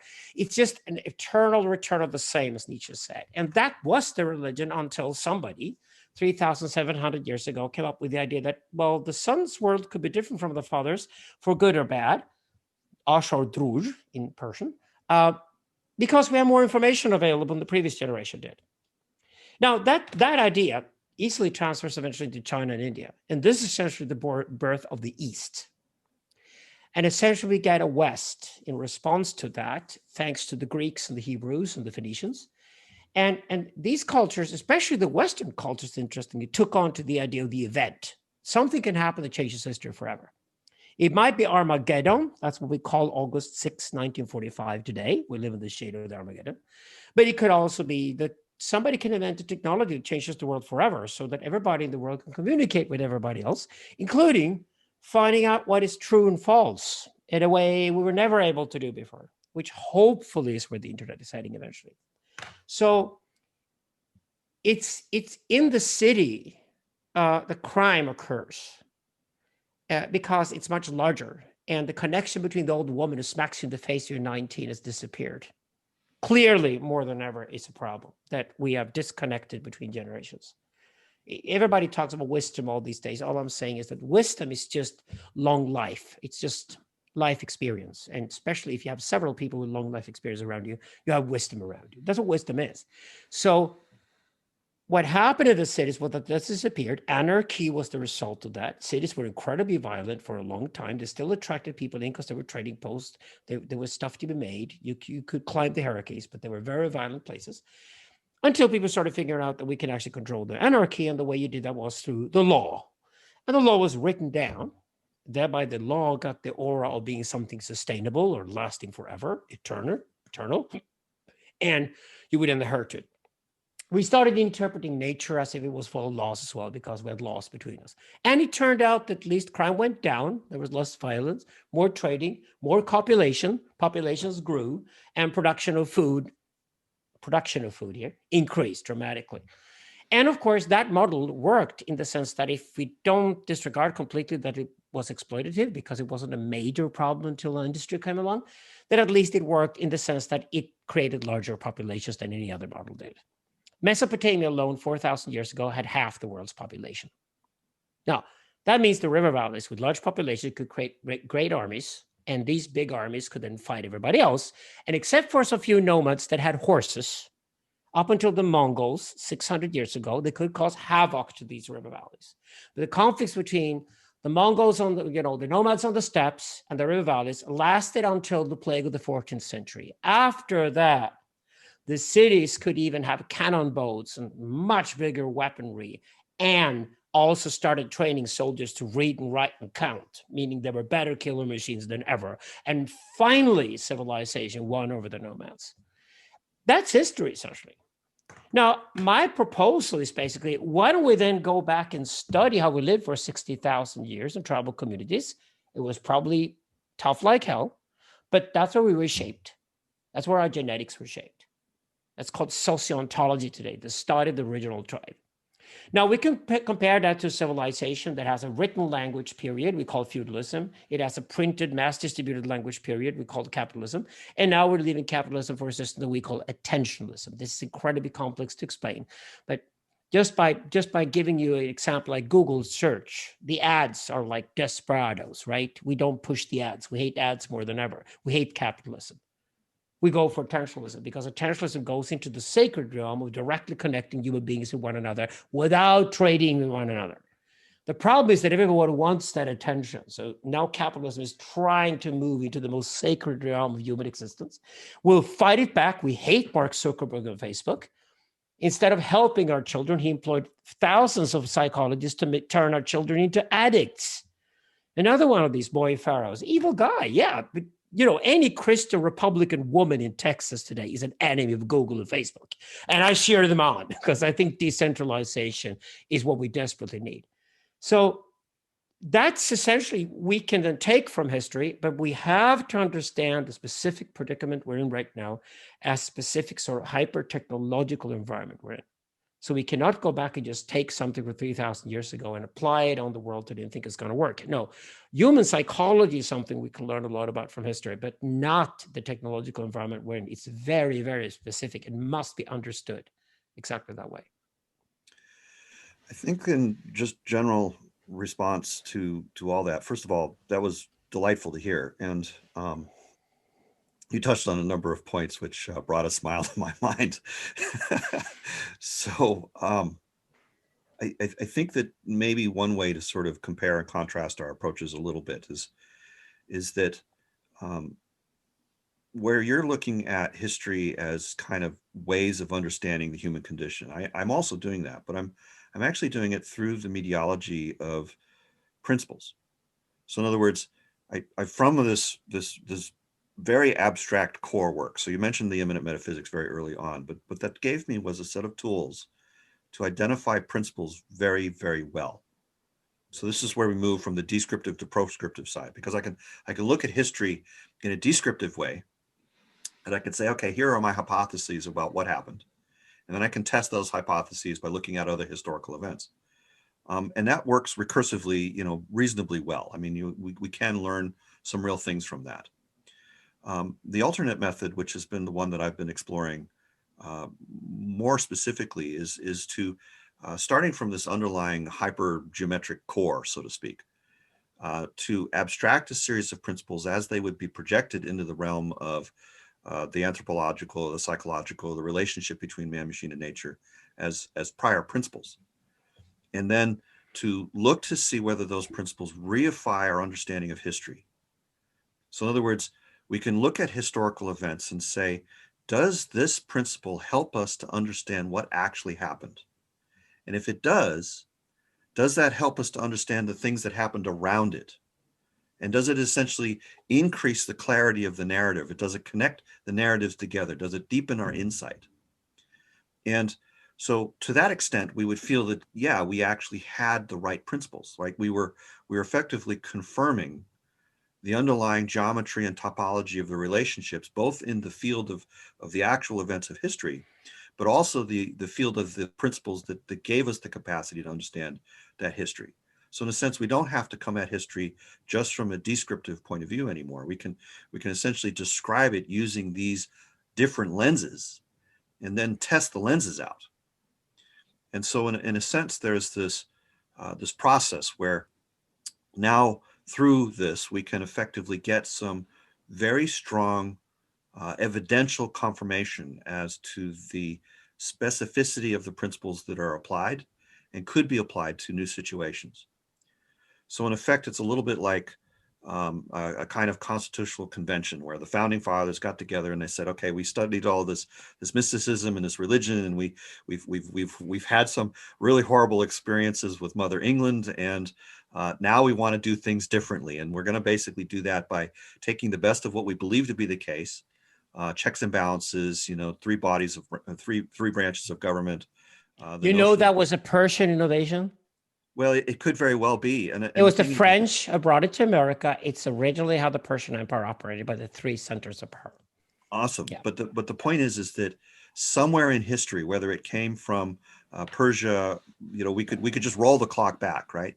Somewhere along the way, when the Persians were coming up with these ideas and they became reified in philosophers' thinking subsequently, each generation of philosophers have sort of worked with what they've learned from previous generations and have projected it into the current circumstances that they live.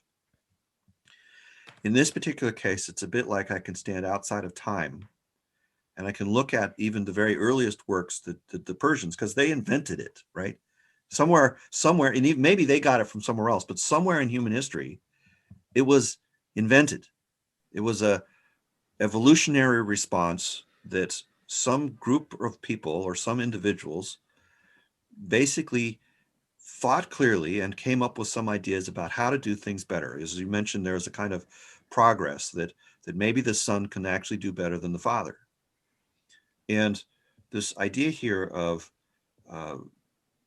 what those concepts are, right? The three branches of government and the notion of checks and balances, those concepts themselves are practices that are projections of principles.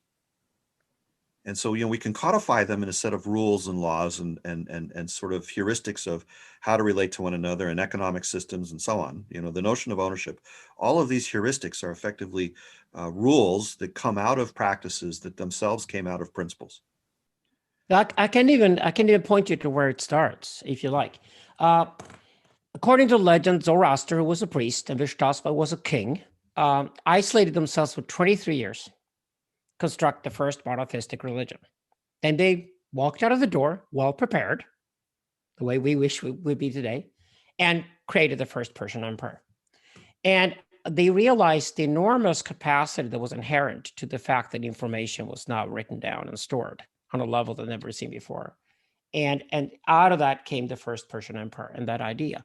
And power would then be split in three rather than two, because with three, if somebody becomes narcissistic, as Tim pointed out, the other two would then unite against the third.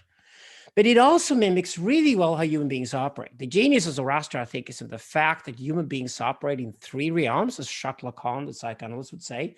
They operate within the symbolic and the imaginary and the real. The real here we should need citation marks because it's not real like in reality. It's more like the real that constantly surprises us. I would always give September 11th as an example of the real. We had a fantasy about how America and the West operated, and suddenly somebody came in and cut our two dicks off in New York City, and we were at a shock state for the next 10 years doing all the mistakes they wanted us to do because we weren't prepared. That's the real. So the real power is actually the power over the actual resources, as Karl Marx would say, in a given society. That would have been capital up until now. It's becoming attention. Before that, it was land ownership, the real assets like mines and things like that. On both of on the real, we have the imaginary. That's what most people say when you usually say who's got the power. The person they point out's got the power would be Biden, Trump, or an old king of Sweden or whatever. That's where the imaginary power resides. And the third one is the symbolic power. And that's what we talk about here when we're philosophers. That's the narrative. Who's in control of the narrative? I used to be the church in the past here in the West, and it was academia. And now academia is dying quickly too. And we probably will have a new sort of digital real power, digital imaginary power, digital symbolic power, the way we had in urban nation state real and urban nation state imaginary, urban nation state symbolic power. But what's great about it, there is actually, I would argue, a built-in triangle here of powers actually within our own minds. We ourselves are trying to locate our position in the world and try to identify who we are and the groups we will live within, the communities we live in, also try to find these three. So it's actually quite helpful that human beings, probably from the original tribe, had this idea there were three. It's interesting to see, for example, if you study the Hebrew exodus out of Egypt. In the original story, that was just Moses. It was very likely an Egyptian guru or sect leader of some kind. This was an Egyptian sect that, were disappointed with Akhenaten or something, but still wanted to believe in the one God. So they left Egypt and eventually they rewrote their history. But after the Persian influence on the Hebrew culture, they rewrote the Exodus and had three siblings. There's Moses, there's Aaron, and there's Miriam. And of course, Moses is the Congress. Aaron is supposed to be the president, and Miriam is supposed to be the Supreme Court. So you got these really, really strong, speaking about principles here, you got these really, really strong triads that constantly come back in history. And all the sustainable systems, the reasonable system, lasted a long time, where you could certainly work with principles like imploitation, seem to have this character to them. Well, I'm with you on all that. I guess my general observation is just that if we, first of all, agree that the triangles and the sort of triadic relationship, I mean, obviously, I'm sure you know that my own work is based on that very directly. So in effect, these principles are going to emerge in multiple times and multiple people's descriptions and so on. If we, I should add here that Forrest is a dialectical genius, and we do dialectics. You work with three. Thank you. You do that all the time. It's very good. Yes. In regards to the triple of the relationship between man, machine, and nature, and insofar as prior to machine appearing on the scene, the machine part of it really wasn't evident. I mean, there was system, and obviously city is a kind of system, but the notion of machine effectively coming out of balance in relationship. Right now, machine is becoming very dominant in the sense that you mentioned already that many people are addicted to things like Facebook or social media in one form or another. So if we are effectively going to develop a new triadic infrastructure that has stabilization because it is adhering to deep principles that actually hold in the structure of the universe itself, then, to the extent that we are dealing with new context, civilization and technology in particular is creating a new context, that the use of prior ways of thinking about those triads needs to in effect be reapplied in the new context. And so to some extent, to do that well, to have confidence that we have put together a model of how to do distributed power sharing, checks and balances in the context of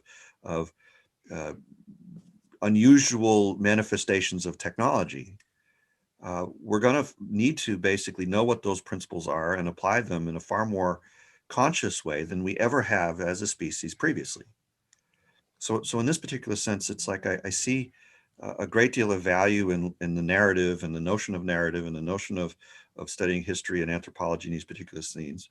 But I also feel that there's a kind of limit.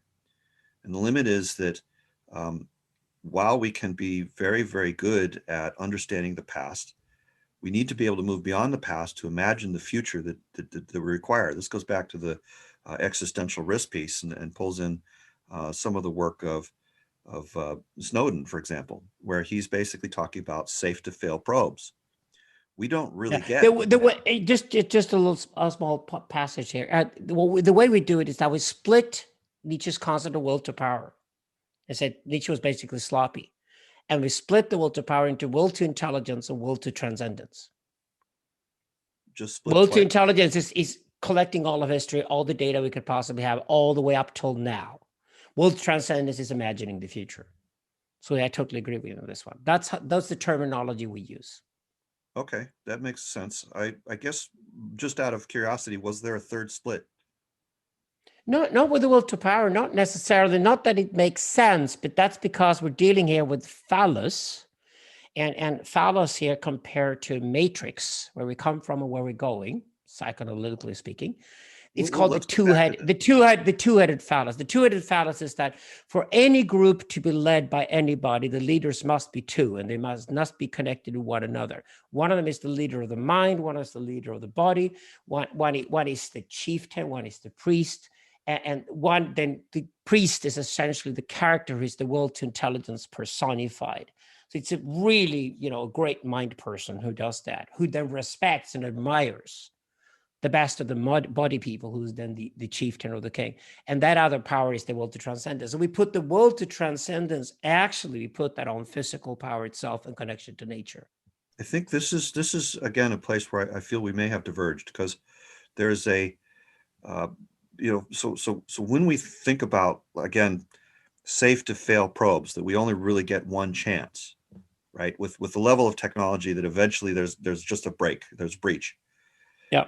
That in effect I don't feel, based upon the principles of which I am now in possession of, Yeah. that even the level of centralization associated with just two leaders or even two narratives. So in effect, the level of decentralization to which I'm interested in achieving is a kind of a level of notion of social process that it doesn't actually have contingency on leadership or narrative at all. No. The pointer is, by teaching the first split, you can then go on splitting. But it won't. You see, the forces of technology and centralization are very strong.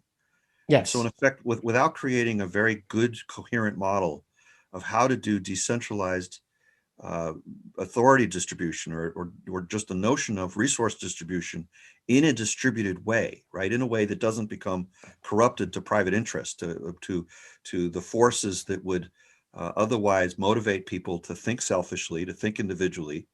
And I'm not saying that in a pejorative sense. I'm just saying that in a biological sense. If you look at, the however many millions of species there are very few species that are actually social. There's little room for individuals of any species to think altruistically. But if we are going to create a kind of distributed choice-making process, the net effect does have to actually be altruistic with respect to the ecosystem, that imploitive sense as actually occurring. So in that particular degree, we call that the messianic. Well, when I hear the notion messianic, and this may be misunderstanding you, but I still think of a Messiah as a person. No, yeah, but it isn't. That's because you inherited it from Judaism, the Messiah. The messianic starts with persons too. It's called the Sociant. The Sociant is a function that steps into history under very spectacular or specific circumstances, where the will to transcendence and the will to intelligence have to collaborate very tightly because the unique situation demands it. That's called Sociant in ancient Persian. And the Jews were so inspired by it that they thought of Cyrus the Great as a Sociant when he liberated the Jews out of Babylon, and he sponsored them to build the second temple. That then became Moshiach, named after Moses, the Moshiach, the idea of that one leader could lead a people. Yeah, for smaller people like the Jews, it's like a nation, that's absolutely possible. So the messianic characters throughout history have led a certain people or something like that. But for the entire world, which was Zoroaster's idea in Persian, in Zoroastrianism, Zoroaster's idea was that under specific circumstances, usually at the end of the empire, before the fall of the empire can be saved one last time and then go on for another 1,000 years through a function called social. And that's what we call the messianic. And that, I think that's where you're heading here. So we're aware of that. Well, I'm the will to power, the will to knowledge, the notion here is that those are experienced at an individual level. And No. That's Nietzsche does that mistake, yes, himself, but that's because Western thinking after Descartes and Kant is completely based on the idea of an individual. An individual philosopher thinks about himself like he's very narcissistic. I am totally against Western individualism. I have worked all the way through to go back through history, especially immersed myself in Chinese Indian philosophy, where it's like the idea of an individual. This is where I come into confusion, because when I hear you speaking, I find myself encountering a lot of terminology that on one hand seems to indicate a clear awareness of needing to move beyond individualism. Yeah. But at the same time, I don't see the sort of corresponding patterns that actually describe decentralization. right? So for instance, the notion of empire or the notion of narrative are both, to me, highly centralized concepts, or concepts referring to something indelibly associated with a centralized methodology. Yeah, that is why when we know technology is going towards empire, that's also what we need to watch out carefully, because we are not. Human beings are not, actually. And that's why empires always fall apart, in the sense that a dictator tries to control a large territory with a large population. At the end of the day, we are naturally decentralized. We are tribal. And that can play to our advantage when we look at the current situation. But these tribes need to collaborate to create this sort of systemic causality you're asking for to solve the current problems. Does that make sense? Yes, it does. But I'm still wondering how you implement the compensation. So for instance, I'm not saying compensation in the sense of an economic exchange, but a compensation for the forces that prefer centralization. On a biological level, biology does really, really well. As you said, it naturally manifests Gaussian distributions, right? It naturally prefers decentralization. But when you get to anything to do with technology or with causation or with human beings in social structures such as cities, the push from an economic perspective and from a psychodynamic perspective is always going to be very strongly in favor of centralization in one form or another. And so in a sense, there's a need for us to, if we're understanding the principles particularly well, to see the application of the principle at this layer specifically.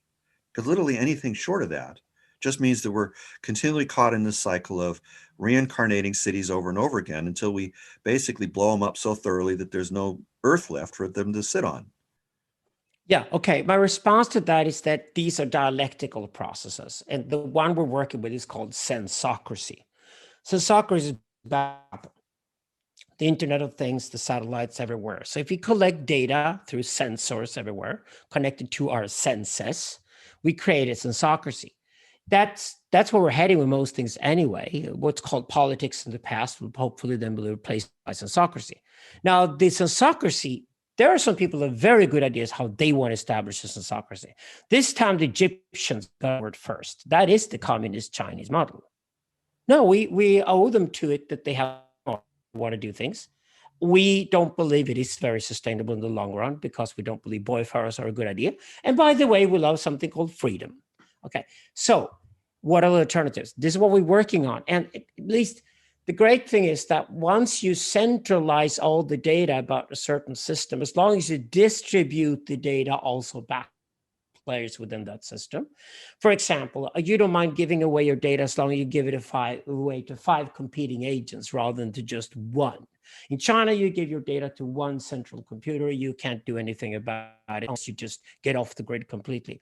In systems where you have a lot of different competing different agents that are provided with data, and it's depersonified, how much we're willing to give it away. Why? Because you will also have a much more honest and truthful view of the world while algorithms are free and open, organized in such a way to understand the world better. And I think that's absolutely necessary. I think to get out of the whole, even controversy about ecology, there has to be more facts. And the more facts that are there, the harder it is to get around the arguments. And at the end of the day, that's the only thing that will convince humans to get on the move.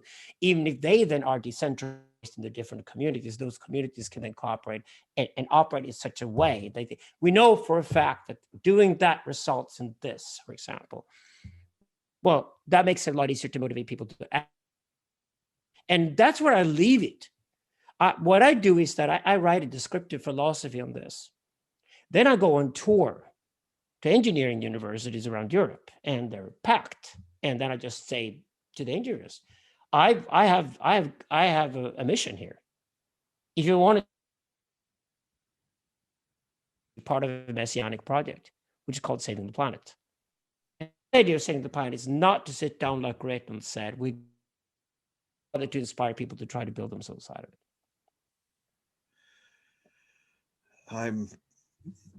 Unfortunately, there were parts of that were a little hard to hear because your internet signal gave out just briefly. I did manage to pick out all the pieces, I do believe. Tim, you caught that too, I believe. Yes. Yeah, that's right. I think if there's a piece that requires clarification, it's literally just the last couple sentences with respect to the particular phrasing of inviting participation in the messianic project to engineers. So effectively, what's of consideration here is, I suppose, are the particulars of that invitation with respect to the affordances of the architecture of that actual structure. And I don't believe that has been entirely spoken to yet. And I believe that's possibly where Forrest's response is going to take us. And then Alexander, you can then clarify, I think. Just checking with you, that Tim's summary sounds right to me. Is that correct to you? Yes, we call it ecotopianism as a constructive response to environmentalism to Okay. kickstart a dialectical process of creative thinking between the two poles. Got it. I'm definitely of the motion that Tim was recommending. So I feel for you a sense of arrival at this point, that you say this is as far as we've gone with it. So in this particular sense, using the language of this as a position, and to just give you a sense as to where I've gone. So to me, this is about halfway through my work.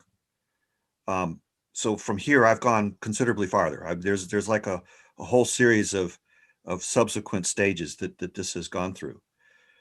What I can report back about some of the later stages is that it turns out that there are certain risks in the methodology itself that need to be handled.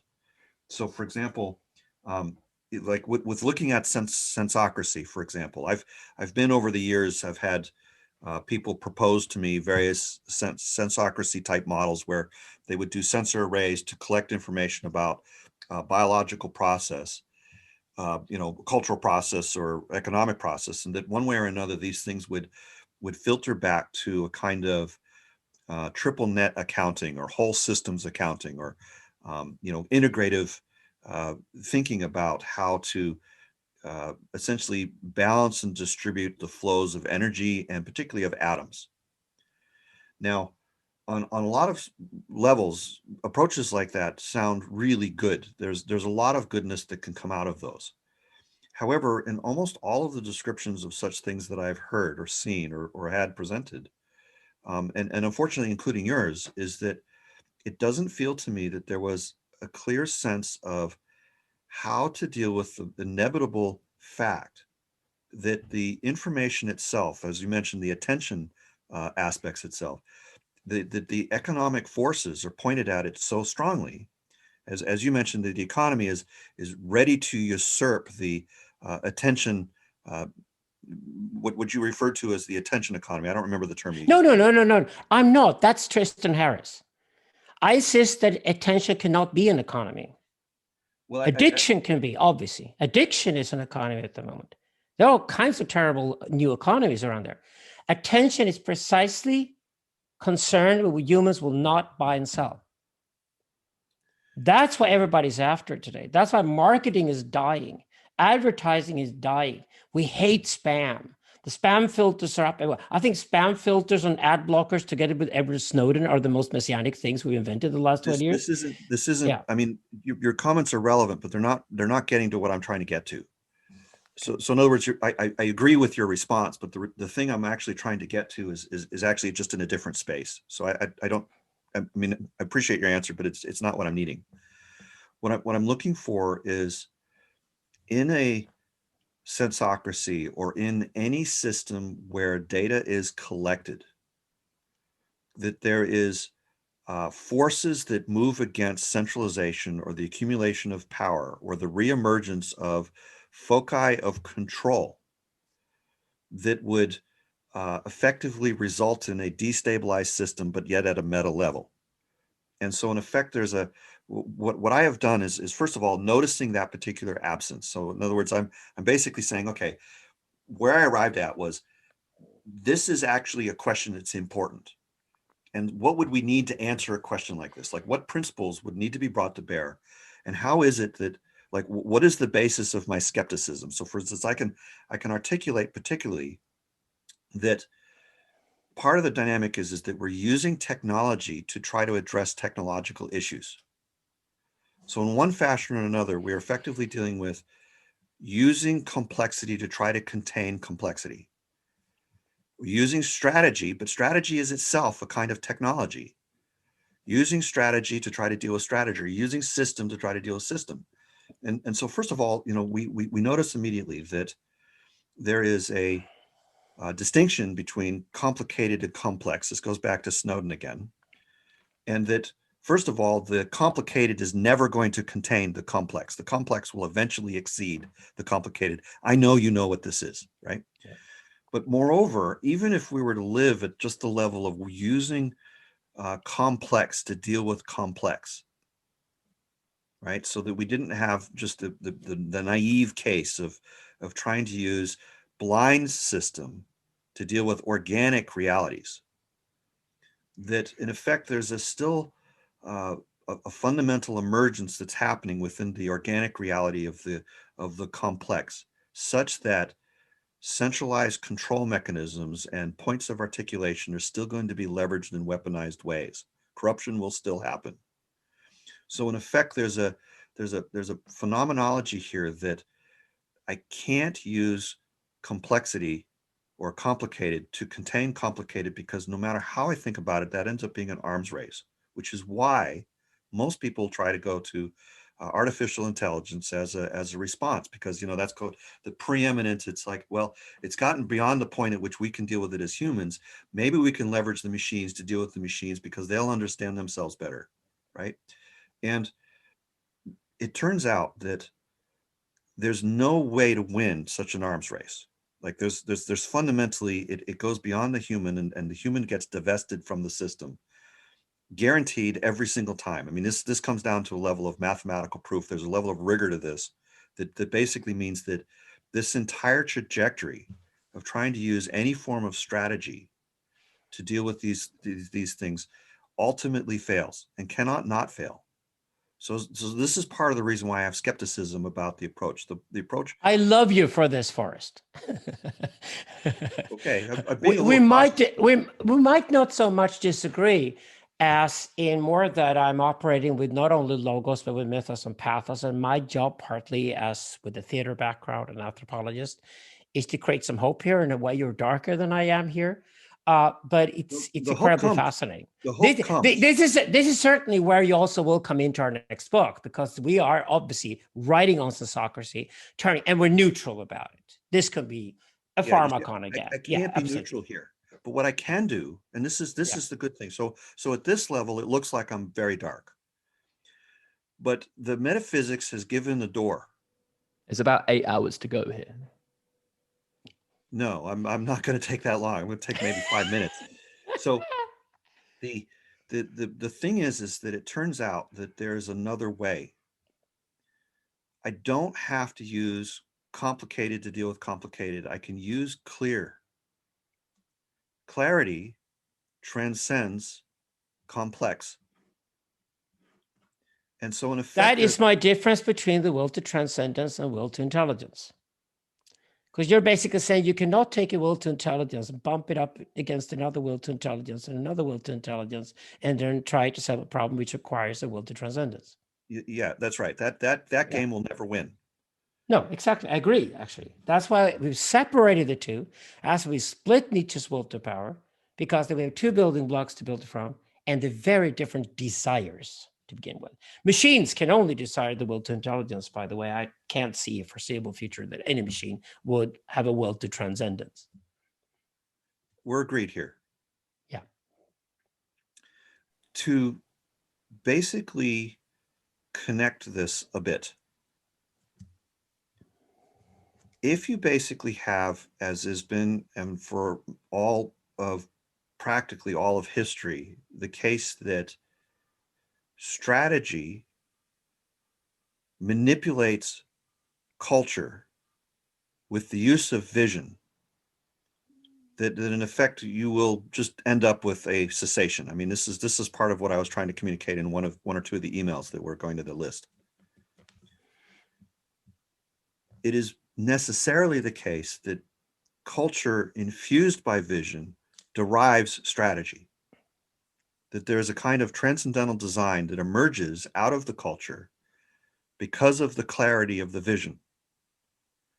And so in effect, as a result, I spend a lot of time thinking about and really working with the dynamics of the relationship between culture and vision, and mitigating against the effects of the relationship between strategy and culture.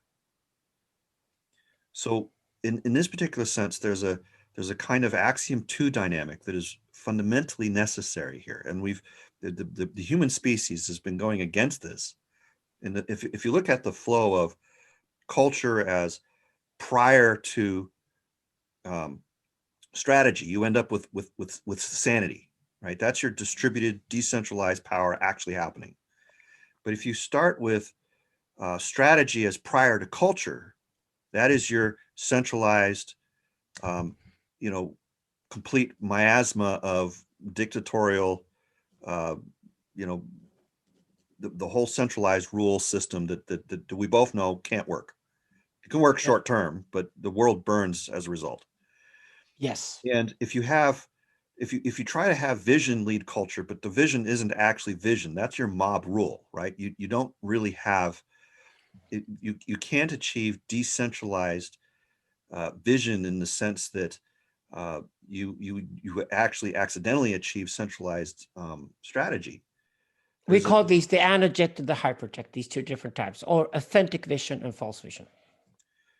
Well, I'm not sure about false vision, but I can point out that when maybe the notion of something pretends to vision but isn't. Okay. Yeah. A mob that is in effect in reaction to, like some stimulus, that's false vision from my perspective. Adolf Hitler. Yeah, perhaps. There's a sense here that there needs to be a right relationship between vision, culture, and strategy, and that this has not been achieved yet. And part of the nature of what makes that particular dynamic actually work is not so much about the data flows, and it turns out not to even be about the narratives or about the leadership creating the narratives. That in effect, you can dispense with leadership and you can dispense with narrative almost altogether if you come back to the ground truth of being. And by ground truth of being, I'm talking about like deeply having clarity about the nature of the human. This is coming back to, the anthropology perspective and so on and so forth, but not in the sense of we use the history and the tribal understandings, which you're talking about brilliantly. And, we understand those things as essentially infusing our knowledge of the principles of what it is to be. But at that moment, once we have those principles, or once we've, at least in this case, have tested those principles from a yet even more abstract source, that we've in a sense validated them, we've gone from the omniscient knowing through the transcendent back into being. So in effect, our actual embodied state, and accounting for the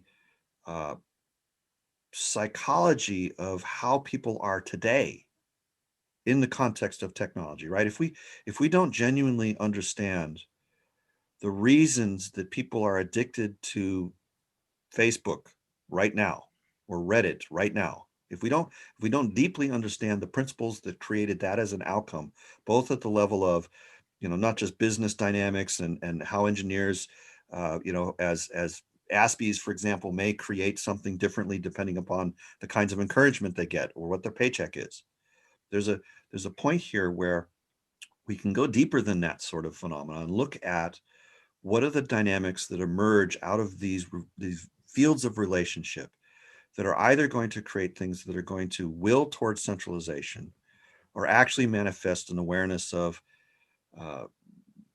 choice making that is genuinely that, right? You just formulated the tridivision strategy and culture in itself. Well, I did it specifically. So the imaginary is what you call vision here. The symbolic is what you call strategy here. And culture itself is the real. Okay. About the human condition itself. It's brilliant. Yeah, we totally agree. We do. We're using we do agree. language. We do. Yeah, this is the direct result of working with these very, very simple starting points. Man as the constant and the machine as the variable. That's where we arrive. We arrive in the same place. It's beautiful. There's no question that the language overlaps because of the triadic nature and because of the axiom 3 foundation.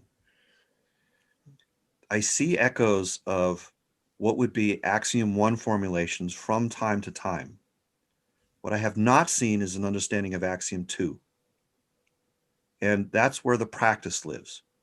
So in effect, what I'm finding is that when I look at the methodologies that are being suggested and so on and so forth, I don't see a clarity with respect to what the flow dynamics need to be. And so occasionally, just as often as not, it feels to me the flow that you're describing is in the wrong direction. It's random. Sometimes it's in exactly the right alignment, and other times it's pointing the opposite way, and I just can't tell, right? So what I'm basically saying is that at the place that you've arrived, where you see the correspondences between the language that I'm describing and your own language that you've been working with, understand that underneath all of that is a much more coherent model than the fact of that underlying model being coherent is part of the reason why our languages are found to be correspondent at these points. Yeah, we would use the same terms. Vision, strategy, and culture are the terms we use as well, independently of you. So there you Great. go. But keep in mind that for me, that is a projection, not your usage of them or my usage of them, but my usage of them is itself a projection of a deeper substrate. And that substrate has some very definite things to say about the particular dynamics that are required for us to do as principles to have the right sort of practices. And this is where I'm really trying to bring a lot more clarity into the field. And unfortunately, it's at a level of abstraction. It's just genuinely hard to do. But what I can definitely point to is that this is essentially kind of the next couple of chapters. It's the next couple of layers that really want to come into focus, either in your work or in my work or in anybody's work, in order for us to have a chance as a species to deal with things like civilization collapse or design, existential risk, and the mitigation of the imbalances of the relationship between man, machine, and nature as currently occurring. See, to me, these things aren't just abstractions. They are projections of a deeper thing, which is. I am a radical pragmatist. Yeah. So I completely agree with you on that. So absolutely, okay. Yeah. Can I ask? Yes. Just real quick, just for clarification, can I ask you, Forrest, to specify with respect to culture, strategy, and vision what the correspondences are to the modalities in your There's a couple of ways that it can be done. In this particular sense, vision is treated as transcendent, strategy is treated as omniscient, and culture is treated as immanent. And I describe those in reverse order, but technically it flows from culture to strategy to vision, and vision reinfuses culture, and it goes around that way, right? So that's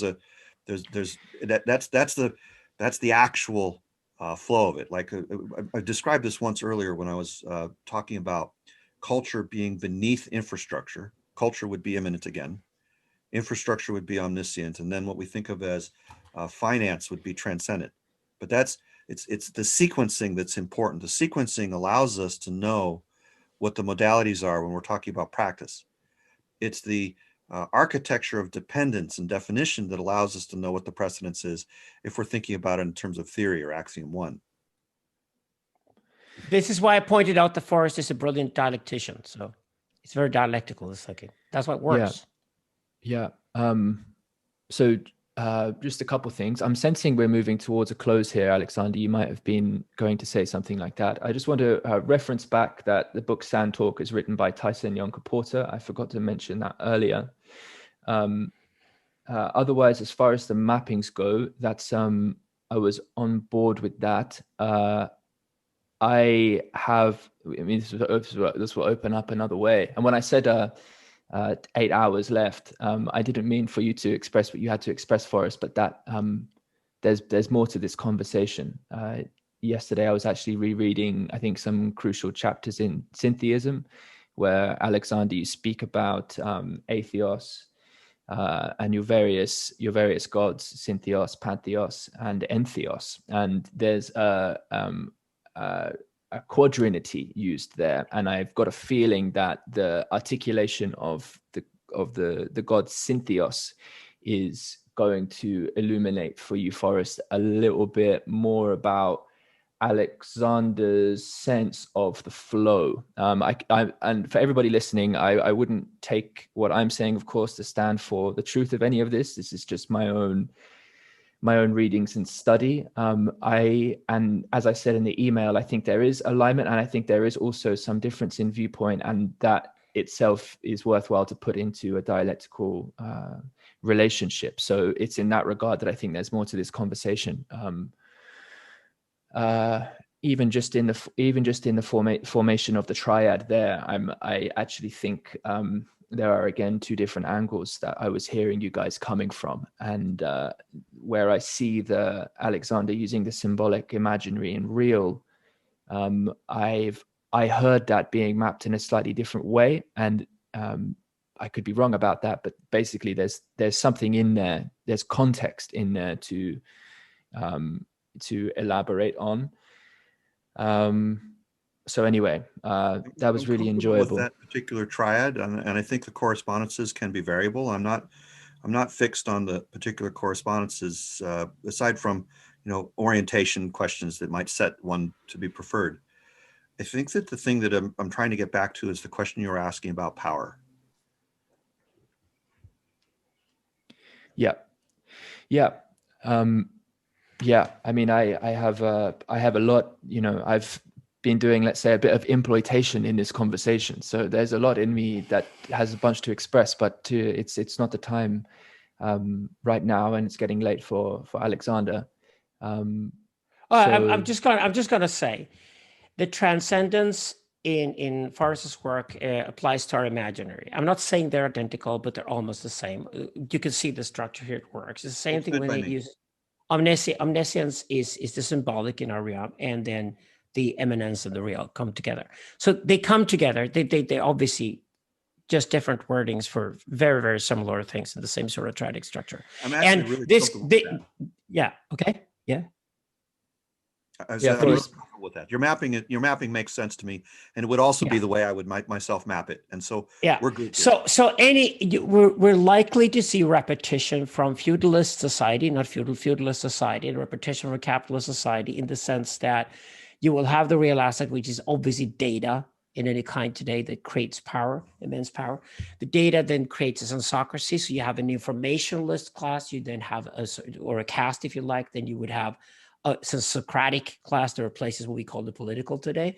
And then you would have a Protopian class that replaces what we call the academic circles today. So you would see again how these, because the different talents, the point here is that the reality is out there, but the different talents when it comes to transcend, the different talents when it comes to omniscience, the different talents when it comes to understanding and possessing the real. So it's likely over time that we have the same sort of structure we had before, that were called monarchy, nobility, and priesthood, and then we replaced them and called them politics and academia. I think from here we diverge, because I see a whole different way of going about all that.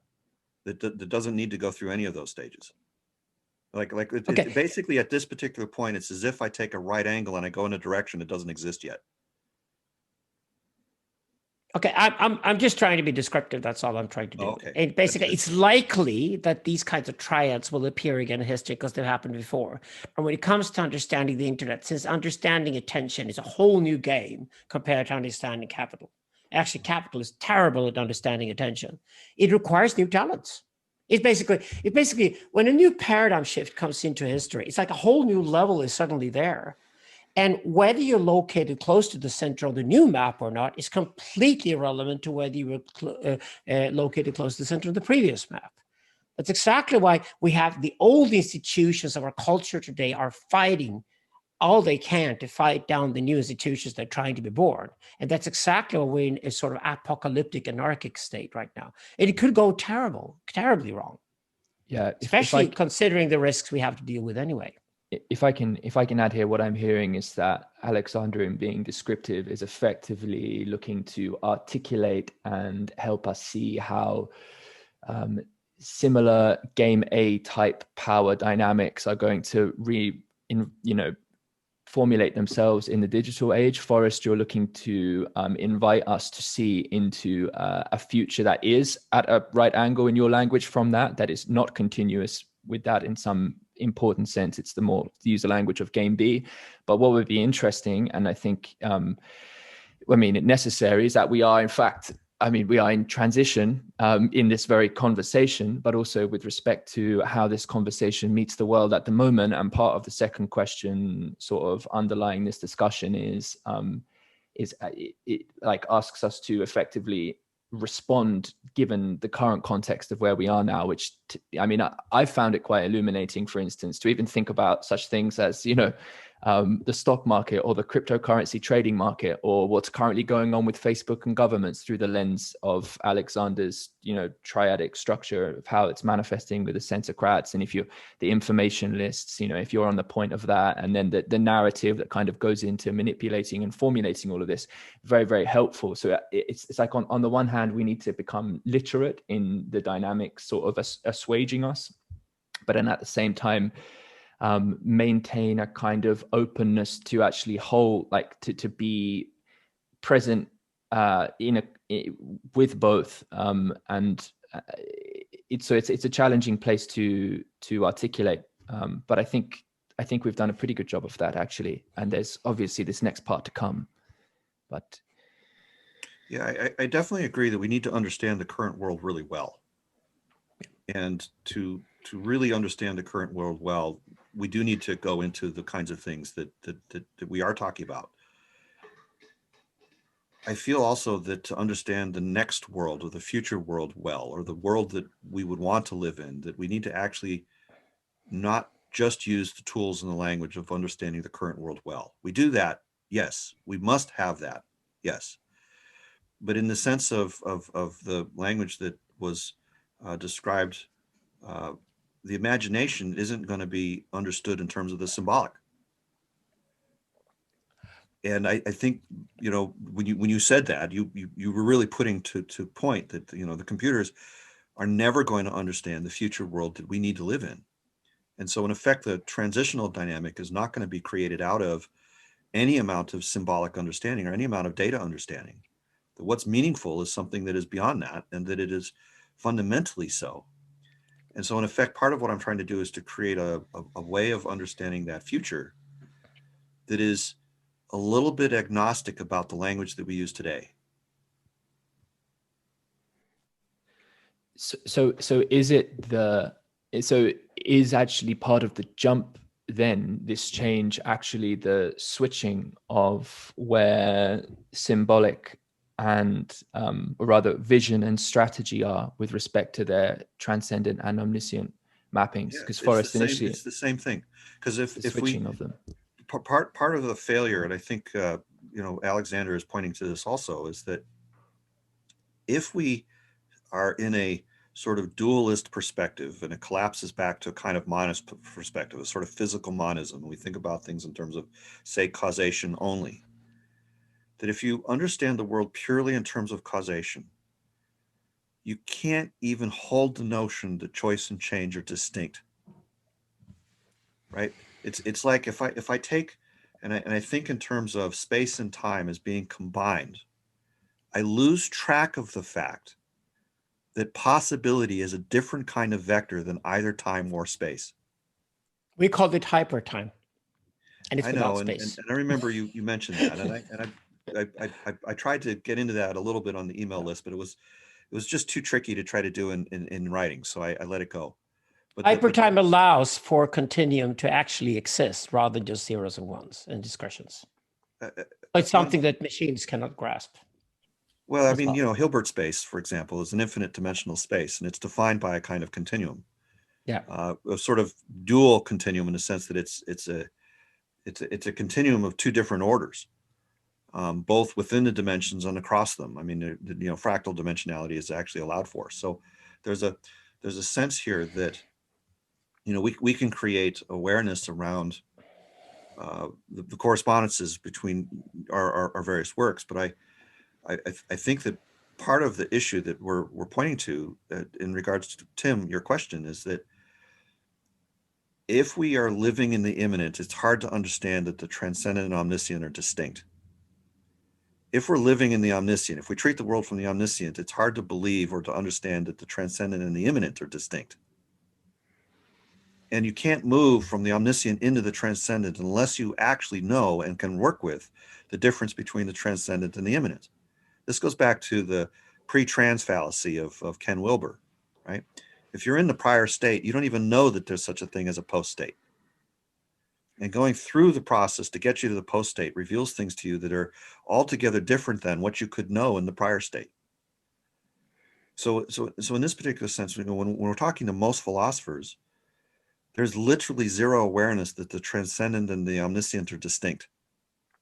That they need their own ways of working, that they have completely different methodologies. They conflate the notion of vision and strategy as if they were the same.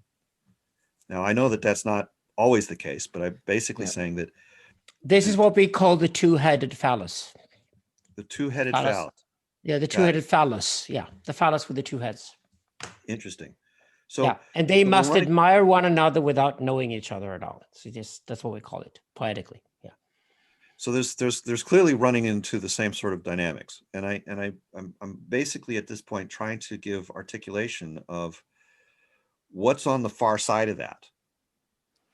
Now, I can try to do that in terms of the existing language, and the better I am at doing it in terms of the existing language, the worse you're going to have an idea of what the future is. But the more I try to describe the future in terms of its own language, the harder it's going to be to understand from where we are sitting today.